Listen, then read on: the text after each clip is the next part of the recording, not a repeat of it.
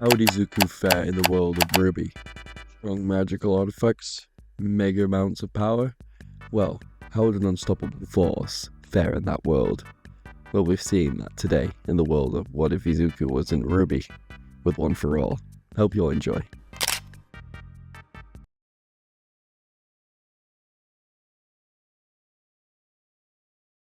Trash. Only a handful of people were capable of taking in the horrific sight, and most of them were being tended to by masked figures in white robes.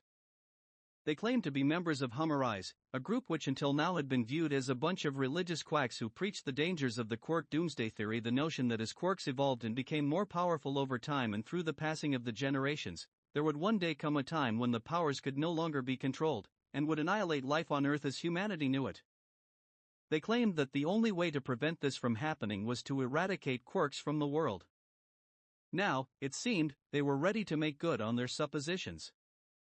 The bomb that had released the verdant gas into Kanto had proved to be completely ineffective against the few people who did not possess a quirk, though many of them had been injured due to the involuntary release of power from their neighbors. Likewise, the members of RWBY who had come to witness the aftermath were also unaffected, as the majority of the organization's members did not possess quirks themselves. Only a few places had people who had not been completely consumed by the effects of the bioweapon, and all of them had something in common: they were hospitals with patients who had to take drugs to suppress their powers while they were being taken care of. Unfortunately, many of those same people were not sound of mind, and after realizing that they could use their powers, and that the people who had been forcing them to take the suppressants were either deceased or on their way to the afterlife, they did not respond as one might hope. They quickly turned their temporary homes into battlegrounds for the insane and desperate, with Itomori Hospital possibly being the worst off, given that every patient within its walls were mentally disturbed on some level. It was about to become the cherry on top for the disaster that RWBY had unleashed, but then something completely unexpected happened within its now damaged walls. A few of the patients were making a break for the outside when they heard a sharp series of sizzles and crackling coming up behind them. Two of them looked over their shoulders, trying to see what the source was, but their vision was impeded by the gas that still filled the air. They were about to pass it off as just another patient whose quirk had been released by the gas bomb when there was a violent rush of wind that streaked past them, all but knocking them to the floor as its source came to stand between them and the exit that would lead them to freedom. As they were trying to regain their balance, a young voice called out from within the swirling haze to say with a cold tone, "Get back to your rooms and wait for things to settle down. This is your only chance to do so without needing another hospital." Somewhat predictably, none of the people who were interested in taking advantage of the current situation were inclined to returning to their quarters so easily. One of them, a former hero who had been forced to retire after becoming a paranoid schizophrenic, immediately replied by sprouting an exoskeleton of granite and charging at the source of the voice. "I got a home in the glass, and I'm not stopping until it comes down on all of us," he shouted as the fog swallowed him up. A second later, he went flying back the way he had come, moving fast enough that he went through a wall and crashed into a room full of cleaning materials, most of his exoskeletal structure having been shattered. As the others tried to understand what had just happened, some of the more astute among them realized that the crackling sound was back, and what looked like black lightning was filling the hallway in front of them. From within the unnatural storm, the voice spoke again, sounding even colder than before. "Like I said, that was your only chance." Outside the hospital, there was a handful of RWBY members armed with rifles, all of them waiting to gun down anyone who stepped foot outside. Their leader was a muscular woman who was dressed in the white robes of the order, though hers were a little more stylized than that of her subordinates. "Remember, this is the first purge," she told her underlings. "There can be no exceptions to the exorcism of the unclean. At the same time, we cannot afford to harm the pure-blooded humans inside, so be sure to identify whether your target has a quirk before firing." "Yes, ma'am," they acknowledged in unison. These were some of the organization's most loyal members, each of them proud to be among the first to carry out their mission to save humanity. Her words were likely unnecessary, but it never hurt to be sure. "It sounds like there's already been fighting inside," she continued. "With any luck, the unclean will take care of the hard part, and leave us with easier targets." Before she could add a reminder to keep an eye out for any quirkless law enforcement officers that could be nearby, there was a burst of dark lightning and thunder from within the hospital that heralded the arrival of a solitary figure. They moved so fast that they had actually gotten past their defensive line by the time any of them realized what had happened, with the group leader being among those who did so. She aimed her rifle at the white-haired figure, who regarded her with cold, vacant eyes that showed no fear of her or her comrades' weapons. "This takes me back," he murmured, just loud enough for the now nervous HRWBY members to hear him. "Needless bloodshed that fills the streets for the benefit of those with delusions of grandeur." His eyes narrowed as they locked onto the leader before he growled, "This time, though, we can stop the ambitions of the insane. Open fire." The leader ordered before she pulled the trigger, prompting her subordinates to do the same. Bullets streaked across the air toward the young man who had appeared to challenge them. Black lightning exploded outward as he swung his arm in a slashing motion in front of him, the resulting wind pressure knocking the bullets off their intended course and flattening everyone within his line of sight. Many of the same people found themselves on the receiving end of the lightning bursts, leaving them as smoking, incoherent messes on the broken street. Those who were able to keep any kind of track of what was going on around them witnessed tendrils of dark energy descend upon them, each one snatching up a rifle and holding it aloft as the speaker who had so easily defeated them stepped into a clearer line of sight. They were surprised to realize that their attacker was little more than a boy, though if he was maintaining control over his quirk with such finesse in these circumstances, he was clearly not someone to be trifled with. The dark tendrils were coming out of his body in various, seemingly random places, even as the black lightning continued to sizzle across his body. He leveled an impassionate glare at the HRWBY members before he raised his right hand and clenched it into a fist, which resulted in all of the rifles being snapped into rough pieces, no longer fit to serve their intended purpose. "You HRWBY people make me sick," he growled, apparently having recognized the order that they belonged to. "Preaching about salvation to disguise your fascist bullshit. I'd snap your necks where you lie, if it weren't for the fact that it would make me no better than you. Savor your victory today," the leader grunted as she struggled to get up, her hand going into a fold of her robe, where a dagger was concealed. "You won't be celebrating for long, unclean beast. You already walk in a purified city, the first of many to come. Soon, your kind will be nothing but a nightmare that fades into the annals of history." "I think not," he answered before a black tendril shot out of his hand and wrapped itself around her arm, breaking her wrist at the joint and flinging the knife far away from them. "Because just like every other villain who has been, and is yet to come, you sycophants fail to account for the tenacity of the heroes that stand in your way. There are no heroes here." She grunted out in pain. "The only people, in that hospital, are the sick." "What, heroes can't get sick?" Her captor snorted. "Maybe I should give you some context as to who's in your way." The black energy dragged her up by her broken limb so that she was hanging in front of the boy, her feet just inches off the ground as she struggled not to show just how much pain he was actually inflicting on her.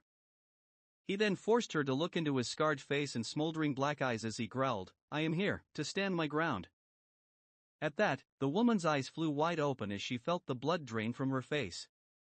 She knew those words. Everyone in Japan had heard them months ago when the Nomu were defeated in Fukuoka. Everyone knew of the young hero who had spoken them and the fate that he had suffered on Nabu in defense of its citizens. She wanted to deny what her eyes were telling her, but even with the white hair and lack of a robotic limb, it was clear who had captured her, now that she had half of an idea about his identity. You died," she protested weakly. "And your quirk dash." "I got better, but it had some side effects," he replied with a cold smile that sent shivers down her spine. "Not that it'll change things much, as far as you're concerned. I have the power to keep this from happening to anyone else, and I'll act on it." "It's too late for the people in Kanto," the HRWBY member grunted. "Even if you have the power to defeat us, you can't save any of your kind that are within these borders." "Not everyone has been killed by what I assume was your bomb just yet," he shot back. "And once the gas dissipates, search and rescue will be all over this place, not to mention the heroes who are gonna throw your asses in prison for the rest of your rotten lives." Done speaking with her, he used Black Whip to slam her on the ground, headfirst, leaving her in just as rough a shape as the luckier victims of the bomb attack. This gas needs to go so the heroes can do their jobs, he thought as he turned his back on the hospital and ran away with purpose in his stride as he headed deeper into the cloud of deadly gas that had infected the city. I understand the situation, but I'm not sending any of my sidekicks or myself in there until that gas dissipates, or we get proper gas masks. Hawks said with a frown as he held a hand up to his earpiece. Surveillance showed us what happens to anyone with a quirk who breathes that stuff in. Going in without the right equipment would be suicide, and I'm not about to be part of that. Tsukuyomi shifted in place uncomfortably as he looked at the city that lay a couple of miles away from them, enshrouded in deadly gas. The Heroes Public Safety Commission had ordered many of the top heroes to assemble at Kanto, but they quickly realized that it would be futile to mount any rescue efforts until the substance had been diluted by the atmosphere itself. Now Hawks was arguing with the people in charge of coordination, as were several of the other heroes who had come to assist. Among them were the Jet Black Heroes' classmates, RWBY, RWBY, Crescent Rose, and Firecracker, who had come with their senior, Nijire, and their mentor, Ryukyu. The Dragoon heroine was also having a heated discussion over the phone while her sidekicks and interns looked on with the same level of worry that Tsukuyomi himself felt coiling up in his gut. "This is horrible," Crescent Rose was saying while her sister put an arm around her in silent agreement. "I hope Karai is okay," RWBY said in a lowered tone. "The hospital he's in is apparently just at the edge of the blast radius." "Wait, for real?" Firecracker said as she turned toward her peer. "I just heard from Deku, the gravity girl confirmed. He, Eri, and Mr. Aizawa are on their way, just in case he's out of control." "I'd prefer him being out of control," RWBY commented, drawing the surprised looks of her friends. "It's better than him being dead again," she pointed out when she noticed the looks they were giving her. "I refuse to believe such dark tidings," Tsukuyomi muttered as he turned back toward the city. "We must have faith in our friend's ability to seemingly do the impossible on a regular basis." "Yeah," Crescent Rose said as she clenched her fists. "It'll take more than a little gas to kill him again." Before the others could voice their opinions on the matter, Hawks tapped his intern on the shoulder and said, "Look alive, Tsukuyomi. Something's happening over there." Following the direction of Hawks' pointed finger, the assembled students looked over to see something odd happening toward the center of Kanto Ward. "Wait, is it just me, or is the gas pulling itself in?" RWBY asked as she peered harder at the cityscape. "It's not just you," RWBY answered, her eyes widening as she noticed something else. "It's being absorbed into that tornado." Sure enough, the green substance was slowly being retracted into a giant wind funnel that had appeared in the middle of the city, which had rapidly grown tall enough to reach up into the clouds. At first, it was anyone's guess as to what was causing it, but then the UA students started to see something that looked eerily familiar. "Is that black lightning I'm seeing in there?" Hawks asked as he continued to watch the phenomenon unfold. Unseen by him and the other awestruck pros, the interns all looked at one another, the blood draining from their faces as they recalled that there was only one person who wielded the raw power to create such a scene, and wield dark lightning while doing so. Eri and Deku both startled Aizawa by letting out cries of pain as they grabbed at their heads in the back of the car. "What the hell?" he demanded as he got the car back under control, having nearly lost it when they shouted. "Midoriya, Eri. Talk to me. It's one for all."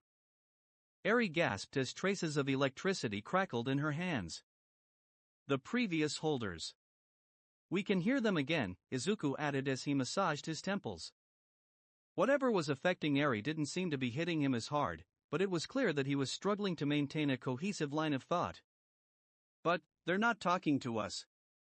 Who are they talking to, then? Is it Dash?" Kai could feel his power increasing by the second as he continued to run in tight circles, drawing in as much of the gas that had spread throughout the city as he could with the resulting tornado. Too much more of this, and he risked losing control of One for All entirely, which could prove to be disastrous in more than one way.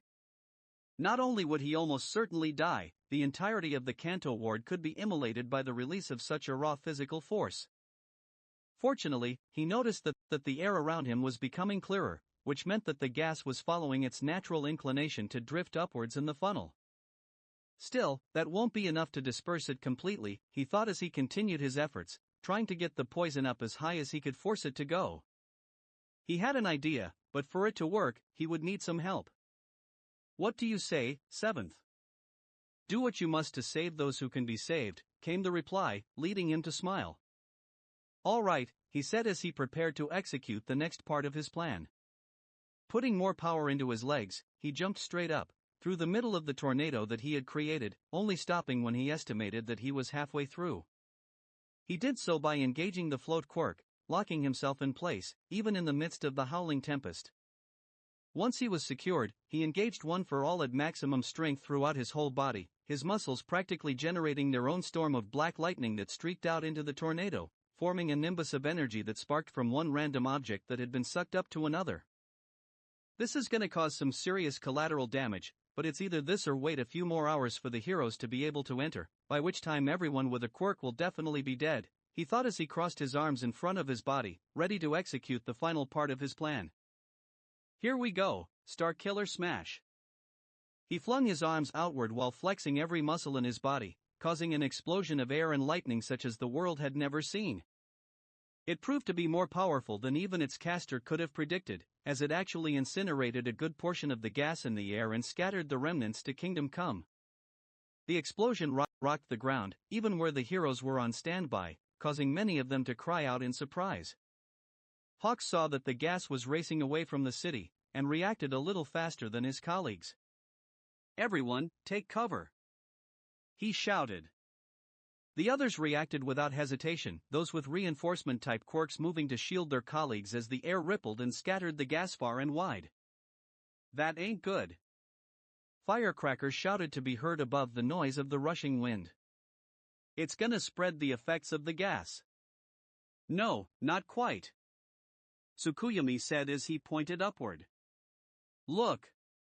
At his urging, they all observed the windstorm to see that the sheer force of friction and lightning had annihilated most of the dangerous substance, while the rest of it was scattered so thoroughly as to be harmless.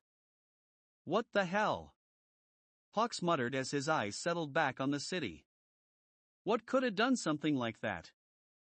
Even as they watched the buildings in the immediate vicinity of the explosion begin to crumble from a combined abuse from both the rampant quirks from the citizens, and whatever had just destroyed the gas causing the whole ordeal, there were more blasts of dark lightning zipping between the cascades of glass, metal, and concrete, almost too fast for the eye to follow. No hero I'm familiar with has that kind of power, not since All Might retired, Ryukyu answered Hawks, looking worried. That's assuming a hero did this in the first place. It was a hero, Tsukuyomi answered before he could stop himself. That is a certainty. You know something? His mentor asked, causing him to balk for a moment. Hey man, if you know something about what just happened, I need to hear about it. The jet black hero looked back toward the city before he answered, if I am correct in my assumption, we need to get to where that blast originated from. I cannot say for certain what will await us there, though I dare not hope for the best. I find it far more likely that we should go in with our guards up. Hey, if it were safe, we wouldn't need to be here, would we? Hawks smirked. Seriously, though. What are we in for? Either an old friend of ours did that, or a crazy guy, Firecracker answered for the boy. Possibly someone who's supposed to be dead. Maybe all three. Either way, those of us from UA need to get in there, like, right now. Why does UA play into Dash? Hawks paused, his head swinging back and forth between the city and the students a few times before he asked, someone who's supposed to be dead. That isn't who I think it is it? Like I said. The blonde American grumbled as she turned to her sister. The fastest of the heroes swiftly made their way to the scene of the explosion, Hawks having ordered the others to begin search and rescue while he and Ryukyu went ahead with their teams. Crescent Rose and Firecracker were actually the first to arrive, followed closely by the number 2 hero, who was looking at the younger of the sisters with a new level of respect. Not many people can outpace me, he said as they landed in the middle of a city park that had been torn to pieces. Maybe I should have you come work for me with Tokoyami next semester. Sorry, sir, but unless you have unlimited cookies in your office pantry, Ryukyu has you beat, the smaller girl replied as she began to survey the extent of the damage around them. As she said this, Tsukuyomi landed along with Nijire, followed by RWBY, RWBY, and their mentor. Upon seeing the wreckage, Ryukyu ordered her other sidekicks to help her search the area for survivors, though it was clear from her expression that she doubted there would be anyone to find. Hikari! The raven-headed boy shouted as he and Dark Shadow began to look around. Are you here? When there was no immediate response, he shouted louder, saying, Answer me if you can hear us. Kurai! RWBY added, her eyes searching desperately for any signs of movement. Please, say something. Stop yelling. Ah! The students all yelled in fright as they beheld their friend, covered in bruises and a few cuts, though he did not appear to be seriously injured. Each of them felt their hearts skip a few beats as they realized that there could be no doubt whatsoever as to who was responsible for the dispersal of the gas so that it could no longer harm anyone. This meant that Kurai was capable of wielding One-for-All's full strength with minimal damage done to his body, which made him incredibly dangerous, should he choose to lash out for whatever reason. Kai raised an eyebrow at them from behind his loose, silvery mop before saying, Sorry, had to grab a change of clothes. My hospital getup got shredded by the tornado and exploding buildings. Thought it might be better to present myself in a decent manner when everyone arrived. Am I seeing things? Hawks asked as he stepped forward, causing Kai to eye him shrewdly. You've been alive this whole time? He had been one of the heroes who had gone to Nabu Island, which also meant that he had been present when Kurai was officially pronounced as having been killed in the line of duty. However, since he was neither a part of UA nor aware of the true nature of One for All, he had not been informed of the boy's resurrection following Ares' attack on the campus. Not exactly, the boy answered flatly. He looked like he was going to add more, but then his face twisted in pain, and he clutched tightly at the side of his head. Damn it, he growled. Of course you picked now to fight back. Kurai, what happened to Dash? Don't interrupt me, he groaned as he cut RWBY off. Sorry, but as much as I'd love a reunion, I don't have the time or energy to waste. The leaders, or at least some of the higher-ups who were involved with this attack, are piled up in front of Itomori Hospital. They're members of Humorize. Ugh. He doubled over, causing his friends to start forward, but they halted in place when black lightning sparked across his body, erasing any doubts in the minds of the pro-heroes as to who was responsible for the riddance of the trigger gas. Stay back. He warned them. This seems like it's just the beginning of their plans. You need to figure out what their next move is. Achiko. Kai heaved in a deep breath before he locked eyes with Frightened Girl and said, This is important. Todoroki's mother is hiding in Itomori Hospital's second-floor supply closet, and she'll need medical treatment, as will the others who were inside. And make sure to tell Akarui to meet me at the place of the blood oath. Kurai, what are you dash? Ha!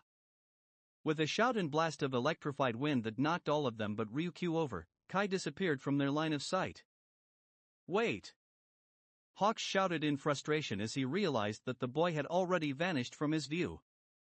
Damn it, where'd he go? That phrase he used at the end, Tsukuyomi muttered as he helped Nijire get to her feet while she rubbed her sore head. Uraraka, do you know what he meant about a blood oath? No idea, she said with a shake of her head. But I'll bet that Akarui will know what it means when I tell him. Achiko. A familiar voice called out before its owner landed in their midst, followed closely by Kranoa, who immediately began to search the area furtively. Deku skidded to a stop in front of his girlfriend before he panted, We were on our way when we saw the explosion, and Mr. Aizawa sent us ahead. Was it Dash? It was Hikari, Tsukuyomi said before he could complete the question, drawing both his and Kranoa's attention. He lives. It's more than that, Kranoa said as she stepped forward. Where is he? You guys just missed him, RWBY said as she shook her head in frustration. He was acting really strange, and then he just took off, and we have no idea where he went. He had a message for his brother, Crescent Rose reminded them. He said that he wanted Akarui to meet him at the place of the blood oath. Any of you know what that means? No, Deku said with a dogged shake of his head. He turned to Kranoa, who looked equally frustrated by the development. I have no idea what he's talking about, she answered. Akarui has never mentioned anything about a blood oath for as long as I've known him. Is anyone gonna clue me in on what's going on here? Hawks asked, starting to look a little impatient with the lot of them. Sorry, sir, Tsukuyomi apologized. Unfortunately, the story is rather complicated, and we're not at liberty to discuss all of the details without Hikari's express permission. When Hawk's eyes narrowed in suspicion, Iravati turned to her boyfriend and said, "You need to call Akarui and pass that message along. The rest of us have to get to work on search and rescue." Instantly, Deku's eyes snapped into work mode as he realized that she was right. There were people who needed to be saved if at all possible, and they didn't have a moment to waste. "Right," he said firmly as he pulled his phone out of his belt. "Amiri, help them with search and rescue. I'll join you as soon as I've contacted Akarui." While the others began to move to do their jobs, Iravati pulled Krinoa aside and asked in a lowered tone, "What did you mean when you said that there was more going on than we thought?" "It's not something we can talk about until we're alone," the other girl answered in an equally lowered tone. "Right now I'll just say that our mutual friends finally woke up. They're not interested in talking to me at the moment, and one of them in particular is pretty cranky." Not for the first time in the last 10 minutes, Iravati felt the blood drain from her face. Far away, in a place where the ocean continuously slammed on the coastline, there was a sound of thunder as a white-haired boy crashed into a dark cave that was hidden from casual view. He was groaning as if in pain, which eventually turned into a deep growl that ended when he slammed his fist into the ground, cracking the stone beneath him as he muttered, "That was playing dirty." "Like I care," said a reflection of his image that spoke from within a shallow pool of water in front of him, though the apparition possessed a robotic right arm and mostly dark hair. Black eyes locked directly onto brown as the shade added, "We need to talk. I'll assume that you've figured out that we're not just a hallucination by now." "Yeah, though I don't know why you couldn't have just said as much in the first place," Karai grumbled as he slowly got to his feet, wincing as his bruises ached and his cuts burned from the salt spray in the air. Might have saved us both some time." "It wasn't just his call to make," said another voice that rang familiar in his mind, accompanied by the appearance of his best friend in his hero get-up. "You need to consider the fact that it took time for this quirk to become acclimated to your body, which was the time we needed to make ourselves known to you in a coherent manner. We also wanted you to change your mind on your own if at all possible, but it's become apparent that won't happen. We brought you here because we need to talk without any chances of being interrupted, so that you can fully understand why we can't have you passing us on to anyone else." "Anyone else?" Korai repeated flatly. "What, you think that Todoroki wouldn't make a good vessel for this quirk?" "It's not his heart that we doubt," said the vestige of All Might as he and 7 others started to appear around Korai, even as the sights and sounds of the cave began to fall away from his conscious mind. "No doubt that young Todoroki would make a fine champion, but it turns out that there is more to the burden of One for All than just the fight against All for One." "More to it?" Korai repeated as he looked around himself, studying the faces of each of the previous users with interest. "Do you guys want to stop talking in riddles at some point, or have you all been dead for so long that you just forgot how normal people talk?" "You cannot pass One for All on to your friend, nor to anyone else, Hogosha," said a man with white hair and dark scars on the left side of his face. "This is not said to punish you. We understand that you have been through more than even most of us here have endured, but we are left with no other recourse. You must understand the very simple fact that you and the 11th are to be the final holders of this great power, the ones who must defeat All for One and Tamura Shigaraki. Go on." "Okay, thanks," Akarui said with a scowl before he hung up his phone and shoved it in his pocket. Turning to Mina, who was waiting with an anxious look on her face, he then said, "I got good news and bad news." "He's alive?" she asked him hopefully, to which he nodded, leading her to sink back into the couch with her head buried in her hands. "Thank God," she sighed heavily. "Unfortunately, the bad news is that he's gone AWOL," Akarui deadpanned, causing her to look back up at him. "Yep. He used One for All to neutralize the gas with a tornado followed up by a big-ass explosion in the sky that dispersed the stuff so that it couldn't harm anyone else.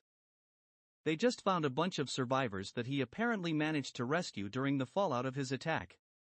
He even stuck around long enough to pass a message on through Uraraka, and then disappeared on them before they could find out what really happened out there." "Wadash. But, do you know where he'd go? Mina asked, the worry back in her voice. Oh, that was the message, Akarui replied as he rubbed the bridge of his nose. There's a place that only he, Shukin, Tensei, and I know about. When we were growing up, we three boys promised that if we were ever in trouble and needed help without anyone knowing about it, we would go back to that place. He's telling me to meet him there. So, what's the problem? She asked impatiently. Let's go get him. We can bring him home. The issue is that Uraraka mentioned that he was acting strange, Akarui said as he held up a hand to forestall her.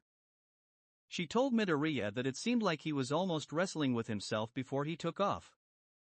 Also, he was being a lot more standoffish than normal, like he was afraid that he'd hurt them if they got too close, or something to that effect. Mina let that information sink in for a moment before she said, You think that his vestige took over his body? He knew about the location that I mentioned, something that no one else could know, so it's definitely Karai who was talking to them, he muttered. But if he went into action against terrorists with one for all that fast with that level of competence, I'd say that it makes sense.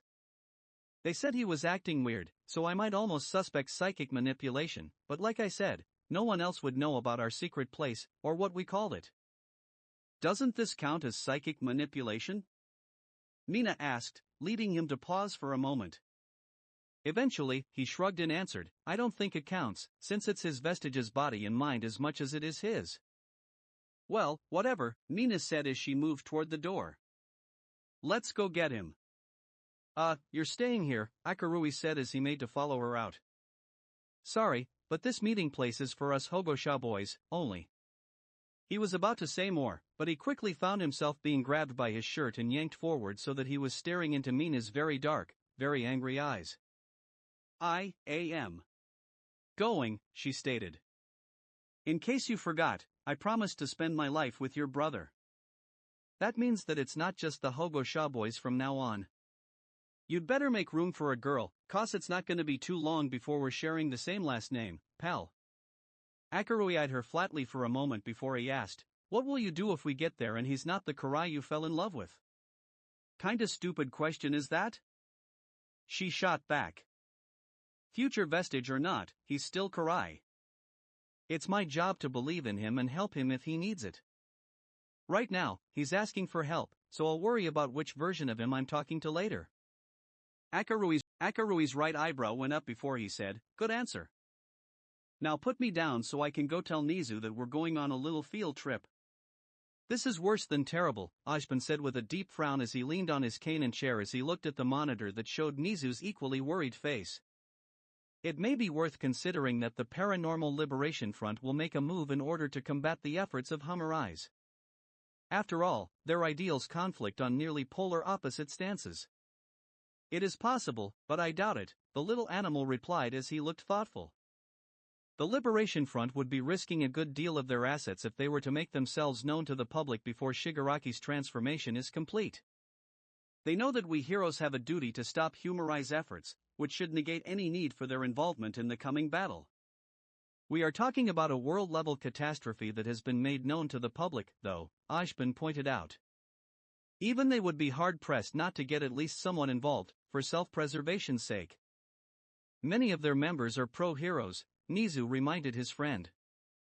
When the World Heroes Alliance does assemble as planned, it is entirely likely that their agents will be among those who fight alongside us. Their dual loyalties would not be compromised, should this be the case. Ashban mused as he rested his chin on his cane. He remained that way for a few moments before he stirred and said, I will see if I can reach out to Raven. Perhaps, given the situation, she may lend us her aid. I was under the impression that your relationship with her and her followers was not a favorable one, Nizu replied with a frown. Had she not turned to villainy? She's never been caught or even implicated in a crime, which of course leaves me unable to act on any suspicions I may have about her, Ashban sighed. At the same time, in circumstances like these, it would be rather beneficial to have an ally who keeps tabs on some of the more dangerous players in the underworld. Normally I would have Crow, but it seems that he's rather occupied at the moment. Nizu cringed slightly, but he accepted the point without protest. What about General Ironwood? He decided to ask. Surely he has the resources the World Heroes Alliance could make do with? He does, and he has already agreed to lend his cooperation, but I have less reason to trust him than I do Raven, Ashbin said bluntly, which somewhat startled Nizu. I thought you two got along famously? The principal of UA inquired. We did, but I may have made a mistake in allowing him to be part of my inner circle, Ashbin admitted. At least with Raven, I know exactly what I'm dealing with. Ironwood has begun to take preemptive measures that I worry may further the enemy's plan, rather than hinder them as he intends. My warnings are simply waved aside the longer this goes on, and if I'm being blunt, it's begun to make me question my own judgment on the matter. Before Nizu could say anything to the contrary, Ashbin shook himself and straightened in his chair as he said, but enough of that for the moment. We must first deal with the threat of Humorize. We'll worry about Salem and Shigaraki at a later date. I will begin consulting with my colleagues in the larger cities across America, starting with New York and San Francisco. Lionheart and Ark? Nizu asked, to which the other man nodded. Very well. I will assist by sending them Hawk's report of the situation that developed in Kanto. Much appreciated, Ashbin replied. I'll be in touch and tell All Might to expect Glinda when he reaches the new headquarters. Every time the World Heroes Alliance was enacted, the headquarters were held in a different country that was selected at random so that no one nation could have an opportunity to assert its dominance over the global coalition. This time, the base was to be stationed in Hong Kong, and many of the world's leading law enforcement officers were already on their way to the location. While not all of them had been made aware of the exact details concerning the threat that they faced, they knew that Humorize was now to be considered a hostile terrorist group with established bases in just about every country across the globe. They needed to be dealt with swiftly, or else there could be permanent consequences for everyone on the planet. Even retired pros like All Might were gathering to contribute to the coordination efforts. Please be sure to tell her to take it easy on him, now that he's retired, Nizu sighed in response to the news of Glinda's apparent involvement. He's not as resilient as he used to be. I will do my best, but I can hardly make a guarantee, Ashbin chuckled, which Nizu had to admit was fair enough on his end. Until we next talk, be well, Nizu. Good luck, Ashbin. The call ended, and the little animal let out a sigh before he raised his head toward the door and saying, I know you're there. Immediately, the door opened to admit Akarui and Mina, both of them wearing determined expressions. I know where Karai went, the boy said without preamble. We'd like your permission to go after him. Nizu raised an eyebrow at that piece of news, as well as the fact that Mina was not in her uniform. He was also intrigued by the briefcase that Akarui was carrying, but he had more pressing questions that needed answering. If you know where he's gone, why didn't you tell the Pro Heroes, or at least his classmates who were there when he ran away? I didn't find out about it until he was long gone, Akarui shrugged. He passed a message to me through Uraraka and Midoriya, but he used a phrase that only meant something to him and I. That tells me that he doesn't want anyone else around, at least for the time being. Given that he seems to be able to use one for all at a level that allows him to essentially disintegrate a poison gas with nothing but aerokinetic force without shattering his bones, I think it's probably best that we meet on his terms. If he wants to meet you alone, why does Ishido need to be involved? Nizu asked the boy, though he already had a pretty good idea of what the answer would be. He had been informed about Akarui's theory regarding One for All by All Might, which had been all but confirmed when Izuku and Eri became aware of the presence of the other vestiges once again.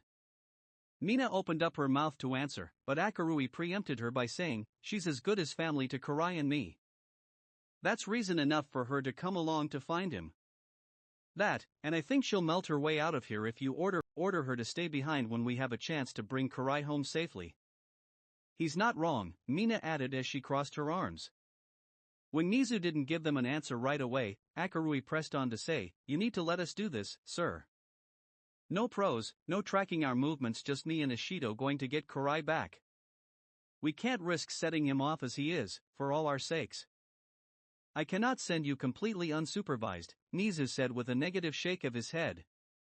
It would be unwise for you to go without some kind of backup for if things were to go horribly wrong. What kind of backup do you think can handle Karai? Mina huffed impatiently. Eri and Izuku are out, 'cause for all we know, the previous holders might tip him off that they're coming. Yes, and Midoriya has other matters to attend to with Endeavor's agency, due to Humorize's recent activities, Nizu admitted. Even so, I will not feel comfortable sending you without at least someone following at a distance. We don't have the luxury of comfort right now, sir, Akarui said, his impatience beginning to match Mina's. Kurai is on the loose, with one of the most powerful quirks on the planet, and it's not exactly clear what frame of mind he's in right now. The best chance we have at resolving this whole mess is if we do not antagonize him, in any way, shape, or form. Ashido and I need to go to him, and we need to go now. Nizu shifted in his seat, looking supremely uncomfortable before he made his decision. I want hourly updates while you're looking for him, he told them. I will be remotely tracking your phone's movements so that if you fail to report in, I can send nearby heroes to ascertain what happened to you. Akarui scowled, but he relented with the words, fine. But unless we fail to check in, no one else sees where we're going. The place is something of a final resort to my brother and me. Nizu tilted his head at the boy before saying, while I wish I had the time to discover why that is, we all have more pressing concerns. Ashido, his safety is your responsibility while you are out there. Understood, sir, Mina said, looking relieved. Thank you, sir. Thank me by bringing both of the Hikari boys home. The minute that they were outside of the school campus, Akarui turned to Mina with his hand outstretched and said, "Gimme your phone." Why? I'm not chancing the principal screwing this up, he answered bluntly as he continued to hold his hand out. The place we're heading to is a cellular dead zone, which means that if Nizu has a general idea of where we're headed, and we don't check in on time, he's gonna call Fat Gum or something. So what's your plan to counter that? She asked as she handed him the phone while they turned down the street to head for the nearest train station. I made a cloning device for electronics a while back, he answered as he examined the phone while they walked. I'm gonna copy both of ours onto a radio-type device that'll react like our phone's GPS signals. He'll be tracking those once I've disabled the tracking in our real phones, and I'll still be able to send him texts and engage in phone calls. My phone will just bounce the signal over to the clone, though I won't be able to keep doing that once we hit the dead zone. Isn't it like impossible to actually disable the GPS in our phones without taking out the battery? Mina asked with a slight frown. Yeah, if you're like normal people, Akarui smirked. I've known how to do this since I was in 2nd grade, and I've kept up the practice in the case that I ever needed to hide out. Your skills frighten me, kid, Mina said with a shake of her head. Glancing downward, she then asked, what's with the briefcase? Just a few toys, in case someone decides they want a roughhouse, he answered with a snarky grin. Wow, he really does get that word from being around you. What now? Don't worry about it. The pair spent several hours on a couple of different trains that headed north toward the Aomori region, which Akarui said contained their final destination. They initially boarded a train that had gone southeast, where the boy cloned their phone signals and discreetly left the broadcast device beneath his seat before they got off and began their true journey. As they traveled, the TD sets on the bullet train showed coverage of the disaster that had struck Kanto. The reporters and news anchors paid special attention to the mysterious figure who had appeared to dissipate the gas and saved hundreds of lives in the process. They also speculated that they had been the one to take down several dozen members of Humorize so that the heroes could take them into custody for questioning, but the footage of what had happened in the city was fairly lacking, given that only the long-range equipment had been capable of working by the time they had appeared. All of them wondered at the identity of the new hero who had accomplished something that seemed impossible but for the likes of All Might and the late Kai, even as they wondered why he had not yet stepped forward to address the public. The first time he saw the topic on the TV, Akarui had been forced to stifle his laughter. When Mina looked askance at him, he said, "Sorry, but I can't help it." The answer's staring them smack in the face, and they don't see it. Mina glanced around to make sure that they weren't being overheard before she whispered, "What do you expect from them? As far as the world is concerned, he's still dead." Doesn't make it not funny, he snickered. Mina rolled her eyes until she was looking out the window as the countryside raced them by. It was a few moments before she said, "I've been thinking about this meeting place for a couple of hours now, and why Kurai mentioned it as a blood oath. Yeah? Akarui replied, his voice having lost all of its joking tones. What about it? I had almost forgotten about it, but I remember the night that Karai and I went to your house for dinner before we left for Nabu, she answered while keeping her gaze fixed on the window. Shukin mentioned something about a promise that the three of you had made, and how you signed a rock with your blood. At first I thought it was just something a handful of silly boys had come up with, but thinking back on how far you and Karai seem to be willing to go to keep it a secret, I'm guessing that there's more to it than an extra special pinky promise.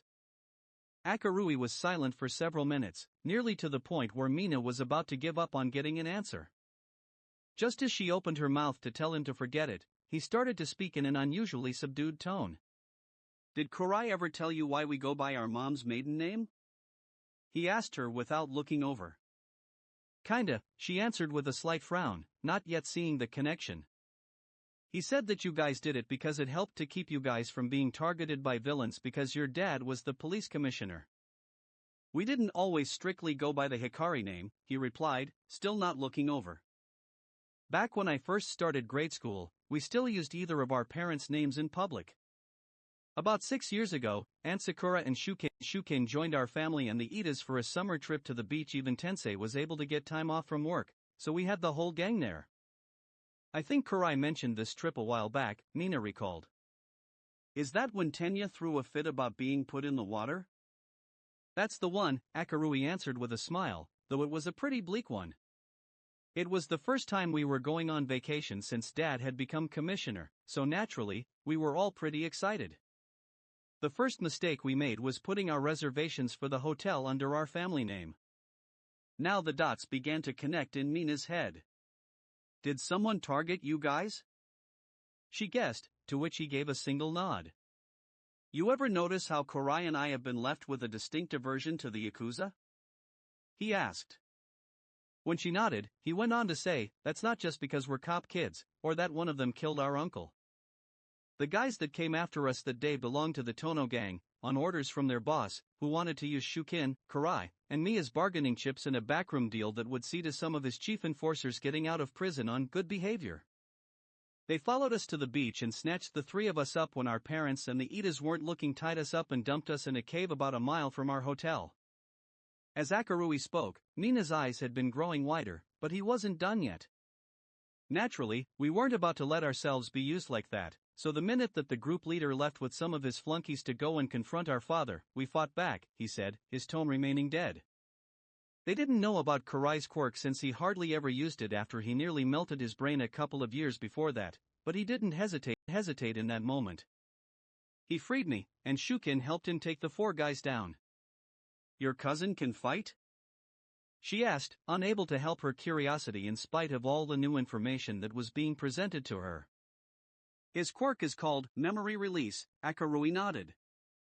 He can enact pretty much anything that he's seen someone else do, even if it's from a movie, as long as it's within the physical range of his body's abilities, though it doesn't let him mimic anybody else's quirk. We had just watched a handful of films with that famous old martial arts master, Jackie Chan, so you can imagine how that went. So you beat the villains, she surmised with a frown. I don't get it. What's the issue with that? You used your quirks as an emergency self-defense measure. There's nothing illegal about that, is there? There is when one of the guys you beat up gets killed in the process, Akarui deadpanned, causing Mina's mouth to hang open loosely. Yeah. It wasn't supposed to happen, but by the time it was all over, 3 Yakuza boys were down, and 1 was out. Tensei was the one who found us shortly after the fact, having run into the other thugs and recognizing them from his person of interest list. He confronted them and forced one to spill where they were keeping us, but by then, it was too late. Akarui shut his eyes and shuddered as those haunting memories filled his mind for a moment. By the time we were found, we had all 3 sworn to keep the identity of the one who killed the guy a secret unto our graves. As it turns out, we didn't necessarily have to do that, because Tensei took the blame for the accidental death. Since he was a popular hero, he had close ties to the police, and children's lives were at stake. Ingenium was pretty much let off with a warning from the Safety Commission. He never even questioned us about which one of us did it. He just took us back to our parents while assuring us that everything was going to be okay. That's what we meant when we said that Tensei, not Ingenium, bailed us out that day. But Mina's head was fairly spinning at this point. But you guys were just, I dunno, so casual about the whole thing when you brought it up at dinner. You were laughing when you talked about it, like it was a joke. She made a conscious effort to keep her voice lowered, but her shock was still evident in her tone. We dissociated, Ashido, Akarui replied as he turned to look at her with haunted eyes. It was all we could do to survive the horrors of that day.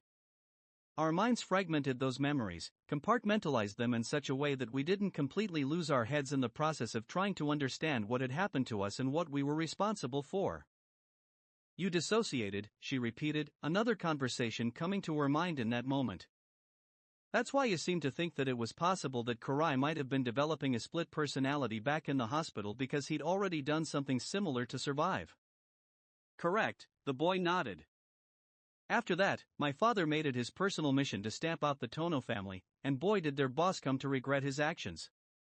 Even so, our parents decided to transfer us to different schools, and we stopped using our dad's family name in public settings in order to reduce the chances of that happening again. Giving vent to a small shrug, he then said, "There you go. That's why that place is somewhere we'd only go if we felt like we had no other choice, and it's why Karai is very much against killing villains if he can avoid it." Mina looked down for a few moments in silence before she asked, "Karai was the one who killed that guy, wasn't he?" When Akarui didn't answer, she pressed on to say, "He was young, he couldn't control his quirk well, he was just Dash." "Karai wasn't the one who killed the guy, Mina," Akarui said with a small shake of his head before he fixed his gaze ahead, refusing to look at her any longer. His change in body language, coupled with the use of her first name, hit the girl like a hammer blow to the gut. "You?" she whispered. "It was. Like you said, Karai wasn't very skilled with his quirk at the time," Akarui said flatly. "You'd think that would mean that he would be hitting too hard, but in this case, he was actively trying not to hurt them too badly, which led to him holding back too much. One of the guys he thought he had knocked out pulled a gun and was going to shoot him when his back was turned. It was dark in the cave, so he didn't see where I had gone to hide, which is how I was able to get in a surprise attack. The floor was wet from seawater, and we both slipped after I tackled him, which led to him hitting his head on a sharp part of the rocks. By the time we realized what had happened, half of his gray matter was washed out to sea." Mina gagged involuntarily, which only got Akarui to look at her with a bleak expression out of the corner of his eye. "See why I didn't want to explain things?" he deadpanned. "If Niza knew we were headed there, he'd want to know, why that place specifically? He'd start digging, and I'm sure he'd find the connection, eventually. I don't want to make Karai relive any more scarring experiences under scrutiny than he's already had to endure." Mina took a moment to make sure that her lunch wasn't about to come back up before she asked, "Why? Why did he never tell me about that?" "You'll have to ask him that yourself," Akarui shrugged. "Just maybe leave it for after we figure out if we're talking to him or his angry vestige." Right. She mumbled, her eyes still somewhat glazed over. "I'll be sure to remember that." After another moment had passed, she said, "Thanks, Aki. For the horrifically scarring story? For telling me what I need to know about all this." "You're welcome, but don't ever ask me to repeat that story again. Everyone, listen up." Endeavor boomed as he walked into the meeting area where his sidekicks and interns had all congregated. "We have orders from the Safety Commission." All of his employees immediately silenced themselves and stood at attention, with Bakugo, Todoroki, Izuku, and Weiss being the closest to the towering man. Once he was sure that they were all paying attention, he said, "We've been tasked with taking down Humorai's base of operations here in Japan alongside several other agencies. As it so happens, we also have the pleasure of being the ones to go after their leader, a man who calls himself Fleck Turn. We move out at 1 in the morning, so read up on the layout of our target and get some rest while you can. Other heroes in the area will handle our normal patrols, per the orders of the Commission. Vernon, you and I will be working with the other heroes to organize a roster and delegate tasks to the chosen teams for this joint effort." "Understood, sir." The green-haired sidekick said sharply. "We congregate back here at 2100 hours." "Yes, sir." The others shouted in unison. Everyone but the interns, you are dismissed. Done speaking, he allowed his sidekicks to disperse while he approached the students under his care. You four, come with me. Wordlessly, the young heroes followed Endeavor to a room that they had yet to see, but now realized was the agency's fitting room, where new costumes were brought in for the pro heroes inspection.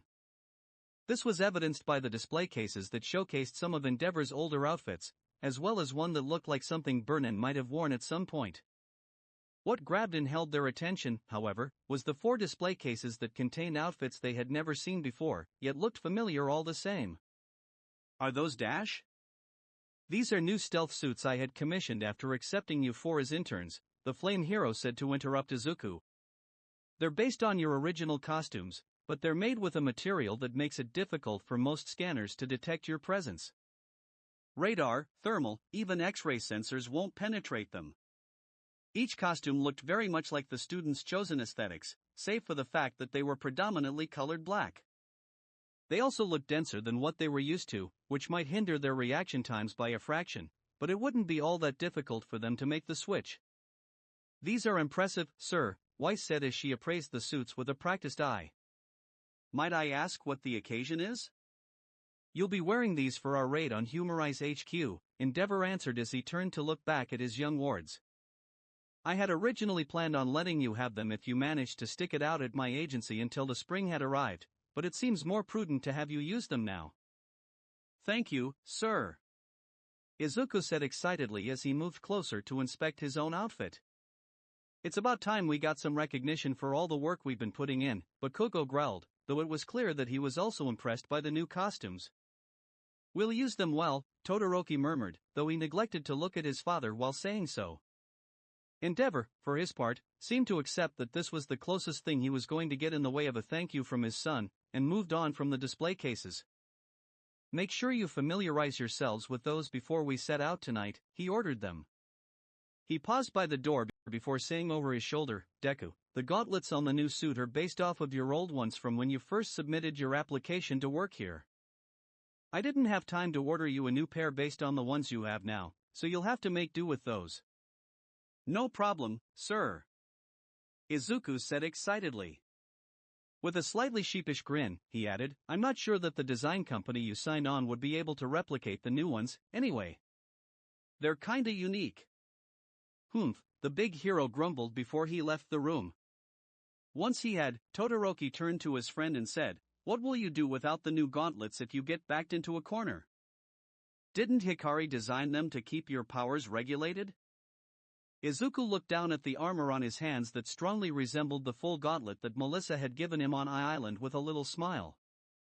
It's not really an issue, he said as he pushed a hidden button on the inside of his wrists, which caused the 2 pieces to glow and then retract into a pair of bracelets that looked like wristwatches.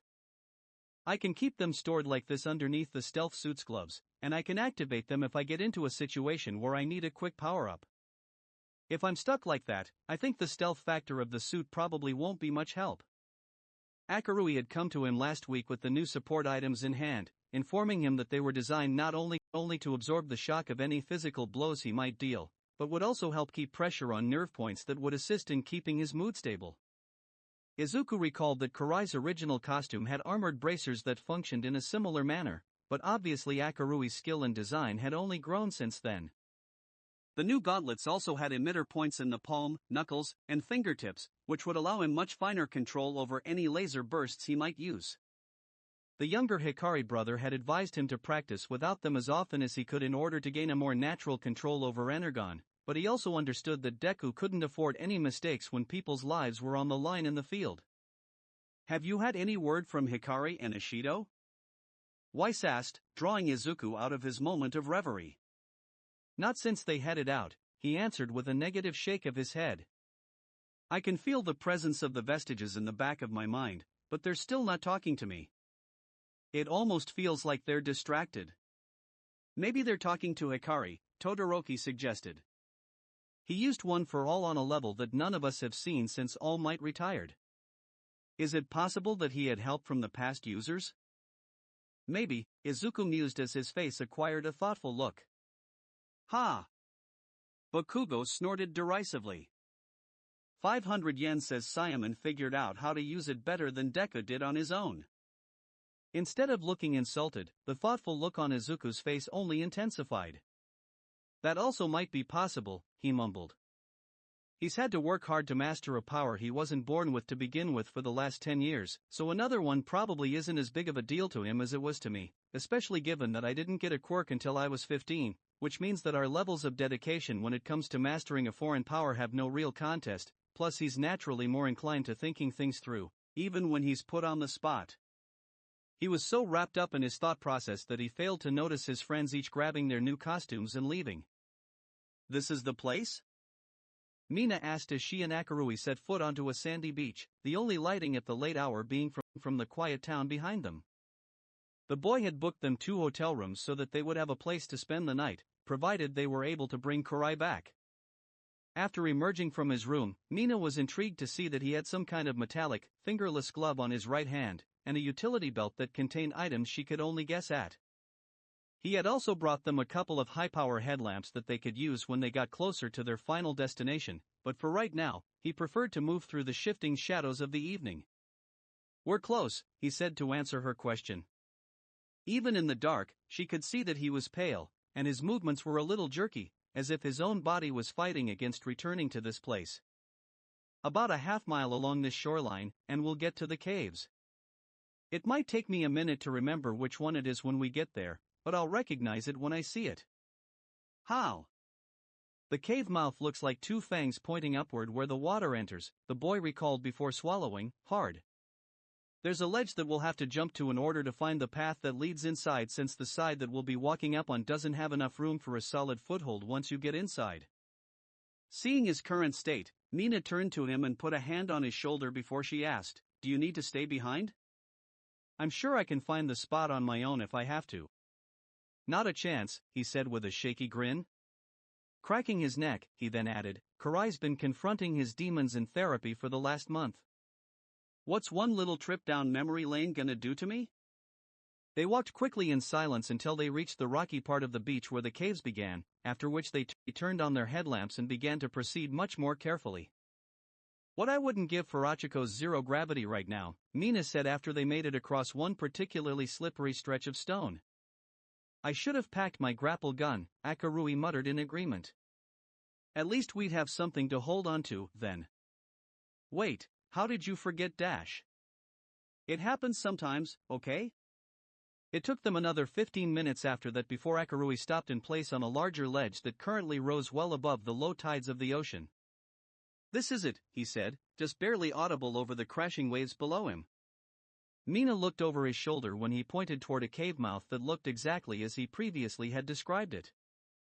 "I thought it was further on than this, but I guess getting to places always seems to take longer when you're little, doesn't it?" Mina looked at him with sympathy before putting an arm around his shoulders and saying, "Come on, Aki. Your brother's in there, waiting for you. Time to bring him home." Akarui sucked in a deep breath, shook himself, set his jaw, and squared his shoulders before moving on without another word. He didn't speak, hardly breathed, and refused to even think as he and Mina made their way over to the cave that contained his worst memories. He refused to pause at the entrance, knowing that if he hesitated for even 1 second, he would stop and never be able to move onward. He didn't stop walking until he had reached a small alcove, one that was hidden to any eyes that would not be searching for it, even with the light from his lamp. "This is the place," he thought with a deep shiver. Drawing in another breath, he called out, "All right, Kurai. You know you suck at hide and seek, so I'd appreciate it if you did me a solid and came out of hiding without me having to bother with the search." There was no response for a few seconds, but eventually, Akarui's eyes detected movement just beyond the range of his light, so he shifted his aim to get a better look. A wry smile broke out onto his face as he then said, "Good to see your sense of direction is still intact." "Kurai?" Mina asked as she peered at the approaching, battered figure with snowy hair and wet clothes. "Is that you?" "It's me," he answered as he came closer, a familiar grin on his face that had been captured on a good number of photos that he shared with her. "It's good to see both of you, though I'm surprised that Akarui would bring anyone else, even if she is my girlfriend." "Well, she's a future hobosha, so I figured, what the hell?" Akarui replied quickly. He then held out an arm to stop Mina from going forward as he asked, "Before we proceed any further into this conversation, though, I need to know, which Karai am I talking to? I take it you figured out the whole Vestige hostile takeover thing, then?" Karai inquired with a raised eyebrow. When Akarui nodded in the affirmative, the elder brother shrugged and said, "I guess you could say that my Vestige and I came to an understanding." "Just like that?" Akarui asked. "Well, apparently arguing with me is no picnic, and that's when the offending party doesn't also have 9 other angry ghosts backing me up," Karai admitted as he rubbed his head. "To answer your next question, my Vestige won't be doing any more bodily hijacking. He won't need to." "Won't need to?" Mina asked, her eyes growing wider. "Karai, are you saying that dash?" "I'm saying that Eri and I will be the last wielders of One for All," he declared, his voice resonating through the cave with a strength nearly forgotten. "I'm saying that she and I will be the ones to end Shigaraki and All for One. I'm saying that I have come back to stand my ground." The other two were silent for a long moment before Akarui grinned broadly and said, "Welcome back, Kai." He was then shoved aside by Mina, who practically bowled Karai over so that she could wrap him up in a joint-popping hug right before her lips crashed into his with more force than he had thought possible. Seeing this, Akarui rolled his eyes upward and turned his back before grumbling, "Great, another memory of this place that I have to repress." When Mina didn't stop, he called over his shoulder, "Hey, can we save this for later? I got 2 hotel rooms for a reason, you freaks." When Akarui finally managed to get Mina off of his brother, he was quick to say, "All right Karai, explanations, now. Why'd you take off like you did, and what have you been doing in this cave for the better part of a day and night?" Turning to the pink girl, he added, "I'll ask that you wait to deprive my brother of the ability to breathe until after we have said explanations, and are not in a cave full of my worst nightmares." "No promises," she answered as she kept a tight hold on Karai's arm, who was looking a little dazed from the lack of air and rush of oxytocin, dopamine, and serotonin that his brain had just been flooded with. "He's mine, and he's not allowed to go anywhere without me, ever again. What if you two have different missions that dash?" "Kid, did I stutter?" "Ugh." Akarui groaned as he sat against the cave wall. "You two are nauseating." "I would like to take a moment to say I had very little control over what just happened," Karai mumbled, still appearing somewhat cross-eyed. "Take that moment to start giving me some answers," his brother grunted. "What happened back in Kanto? I assume your future Vestige took over, but that's about all I've been able to surmise. The gas that was released not only forces someone's quirk to activate, it enhances it to a degree that the body is not meant to handle, which leads to most people being killed by the stuff," Karai replied, his eyes beginning to sharpen as he remembered the horrific sights from the morning. Mina thought it an interesting mark of their dynamic that Karai didn't bother to wonder how Akarui knew about the Vestige situation. He just knew, and that was good enough for the hero. "The only reason I'm alive is the same as every other patient in Itomori. We were all on quirk suppressants. That stuff is strong, and it seems like it worked well enough to keep our powers from just exploding, though I get the feeling that would have changed if we had kept breathing the gas. Even on the off chance that we survived exposure, there were Humorize members waiting outside the hospital, with guns. They were under orders to kill anyone who came out who had a quirk." "That's sick," Akarui growled, his eyes becoming harder as he took the new information in. "The whole thing was sick," Karai replied, a similar look in his eyes until Mina nuzzled his cheek with her hair. "I'm okay," he assured her as he leaned into the gentle touch. "No more spastic One for All episodes, I promise." "And how do we know that you're good for that?" Akarui asked flatly. "Don't get me wrong, it's good to see you acting like yourself again, but how do we know that this isn't just a temporary relapse? Like I said earlier, my Vestige and I came to an understanding once he and the others revealed a rather important detail about One for All to me," his brother answered as he looked him in the eye. "Apparently, it's not a good thing to get your hands on this quirk if you already possess another power, as evidenced by my untimely demise on Nabu." "I thought you died because of suffocation and other injuries," Mina said with a puzzled frown. "That's what the coroner told us." "That was certainly a factor, but it wasn't the straw to break the camel's back, as it were," he said with a shake of his head. "I know all might theorize that Energon and One for All joined in my body would have done some serious damage to my insides, but he underestimated the severity of that factor. Every cell in my body basically aged to death in minutes, destroying any chance that I had of recovering from serious injuries like the ones I had already suffered. It's happened before, though it admittedly took a lot longer the first time around. Wait, you're saying that another one of the past users was killed by One for All? Mina asked, still looking confused. The fourth user, Hikage, Akarui said, sitting up a little straighter as he did. It was him, right? Everyone who possessed One for All died fairly young, except for him. I think he was like 40, or something when he passed away? I take it you figured that out after reading about the past users? Kurai asked his brother. More or less, the other boy responded. From what we could tell, he had the power for something close to 20 years before he handed it off to Lariat. All Might said that he was one of the few who didn't seem to have died in battle, which seemed kind of weird for a user of the quirk. He knew that there was too big a gap in power between him and All for One, Kurai explained. He decided to train in seclusion so that he could improve the power as much as possible before he would hand it off to the next guy. The plan mostly worked, but as time went on, he started to notice something strange about his body. He was aging really fast, and his skin literally started to crack in places, leaving him with these weird, dark scars. He aged to death, Mina finished for him, her eyes going wide again. Is that gonna happen to you again? Nope, Kurai answered, giving both her and his brother a vast measure of relief. But it does bring me back to why I can't pass One for All off to someone else. If I did, they would only suffer the same fate as Hikage and me. Someone like Todoroki probably wouldn't die as fast as I did, but given how powerful the quirk has become now, I doubt that he'd last long enough to master it and defeat All for One in Shigaraki. But since you no longer have another quirk, One for All won't damage your body like it did before, Akarui mused. There's also the fact that your body was already toughened up by over a decade of enduring and adapting to Energon, so you don't seem to have any trouble using One for All at full power. Well, I think I fractured or at least bruised a fair number of the bones in my arms and legs, but nothing so broken that I need casts, Kurai said with a shrug. Don't get me wrong, first chance I get, I'm taking as much ibuprofen as is safe for human consumption. But yeah, according to the vestiges, I'm more than ready to take this quirk into battle against just about anyone. Wait a sec, Mina said as a thought occurred to her. You said that anyone who already has a quirk shouldn't wield One for All anymore, right? Yeah. Then what's gonna happen to Eri? She asked him worriedly. She's had the power for a while, now. Is she gonna start aging super fast, too? Eri will be fine, he swiftly assured her. She's lucky that she has the power to reverse things to before they were damaged, including her own body.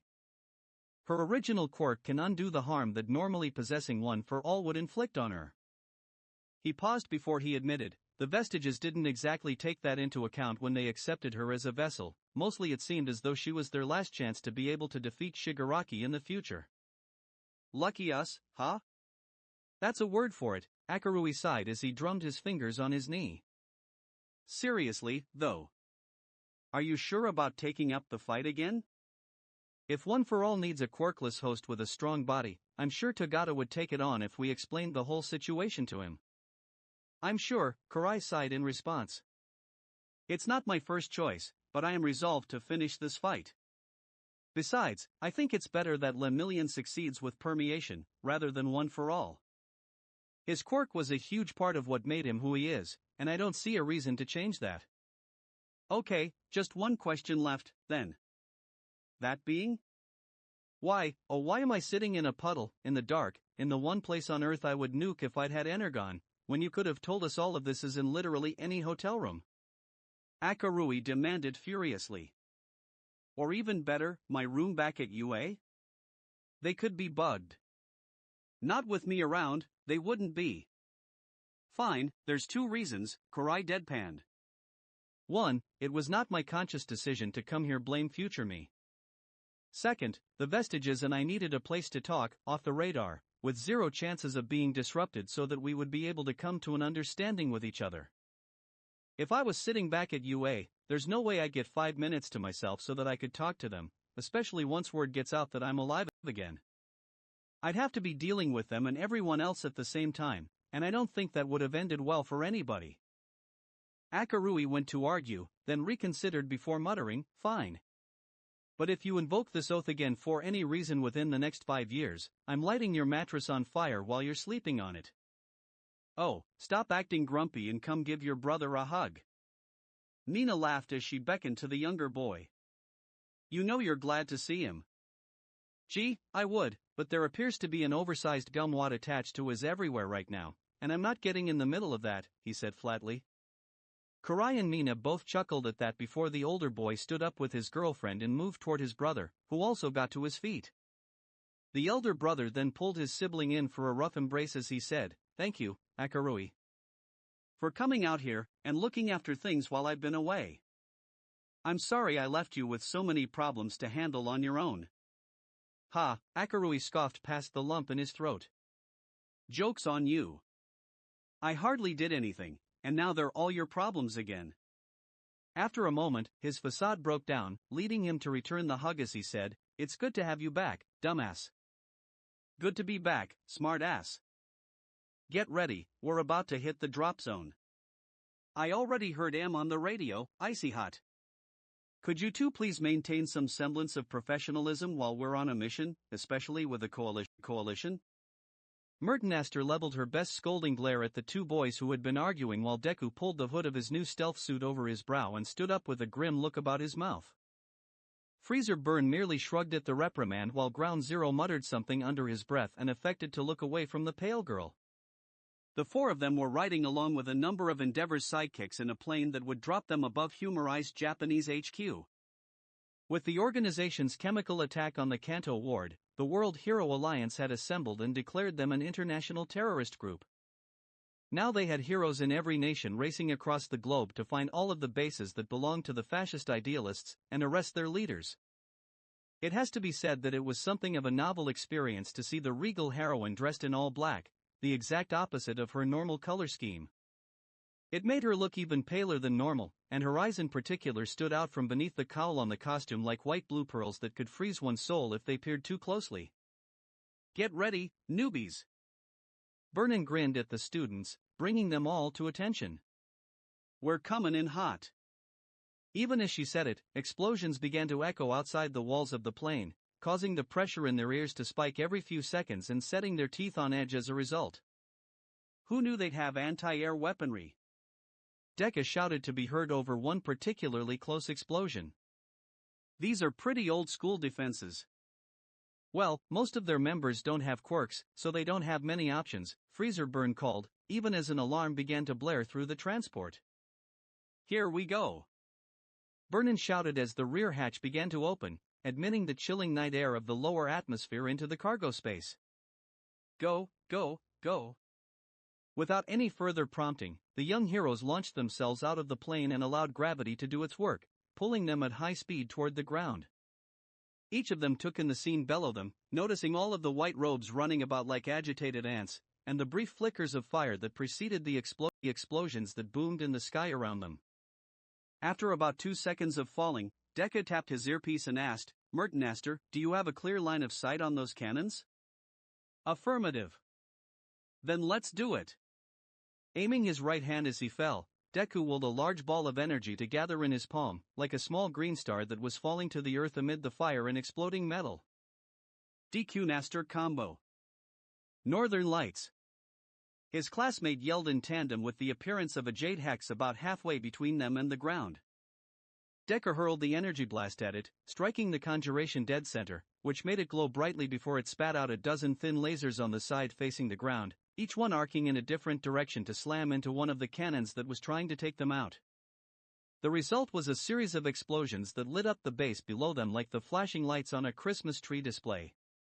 "Good work, Deku and Merton," they heard Endeavor say in their earpieces. "Everyone, press the attack before they start to form ranks." "What's he praising them for?" Bakugo snarled as he flipped in midair so that his feet were now falling in front of the rest of his body. "Anyone could have done that. Let's see you do one better." Merton shot back as a series of white hexes began to appear along her projected trajectory. "Ha! Just watch me, Ice Queen." I'm gonna blast twice as many of these flunkies than the rest of you put together. Most of these people don't have quirks, Bakugo, Freezer Burn admonished his comrade. We can't go all out without the risk of hurting them. Shut up, I know that. Ground Zero raged as he began to unleash a series of explosions that slowed his descent speed considerably. Likewise, Mertenaster and Deku began to hop from one glyph to the next in order to change their momentum enough that they wouldn't be flattened as paced on the ground.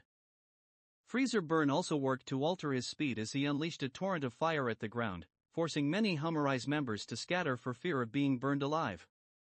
The quartet hit the ground, rolled, and then sprang right back into action. Ice, fire, nitroblasts, and lasers all flew out from their group, incapacitating Humorize members by the dozens as they tried to understand how the heroes had gotten the jump on them so quickly. The Zealots were mounting a fierce if strangely uncoordinated defense, but the UA students had trained against and experienced far worse over the course of their freshman year. They easily broke through the first wave of defenders without any casualties, allowing them access to the massive building that served as this branch's base of operations.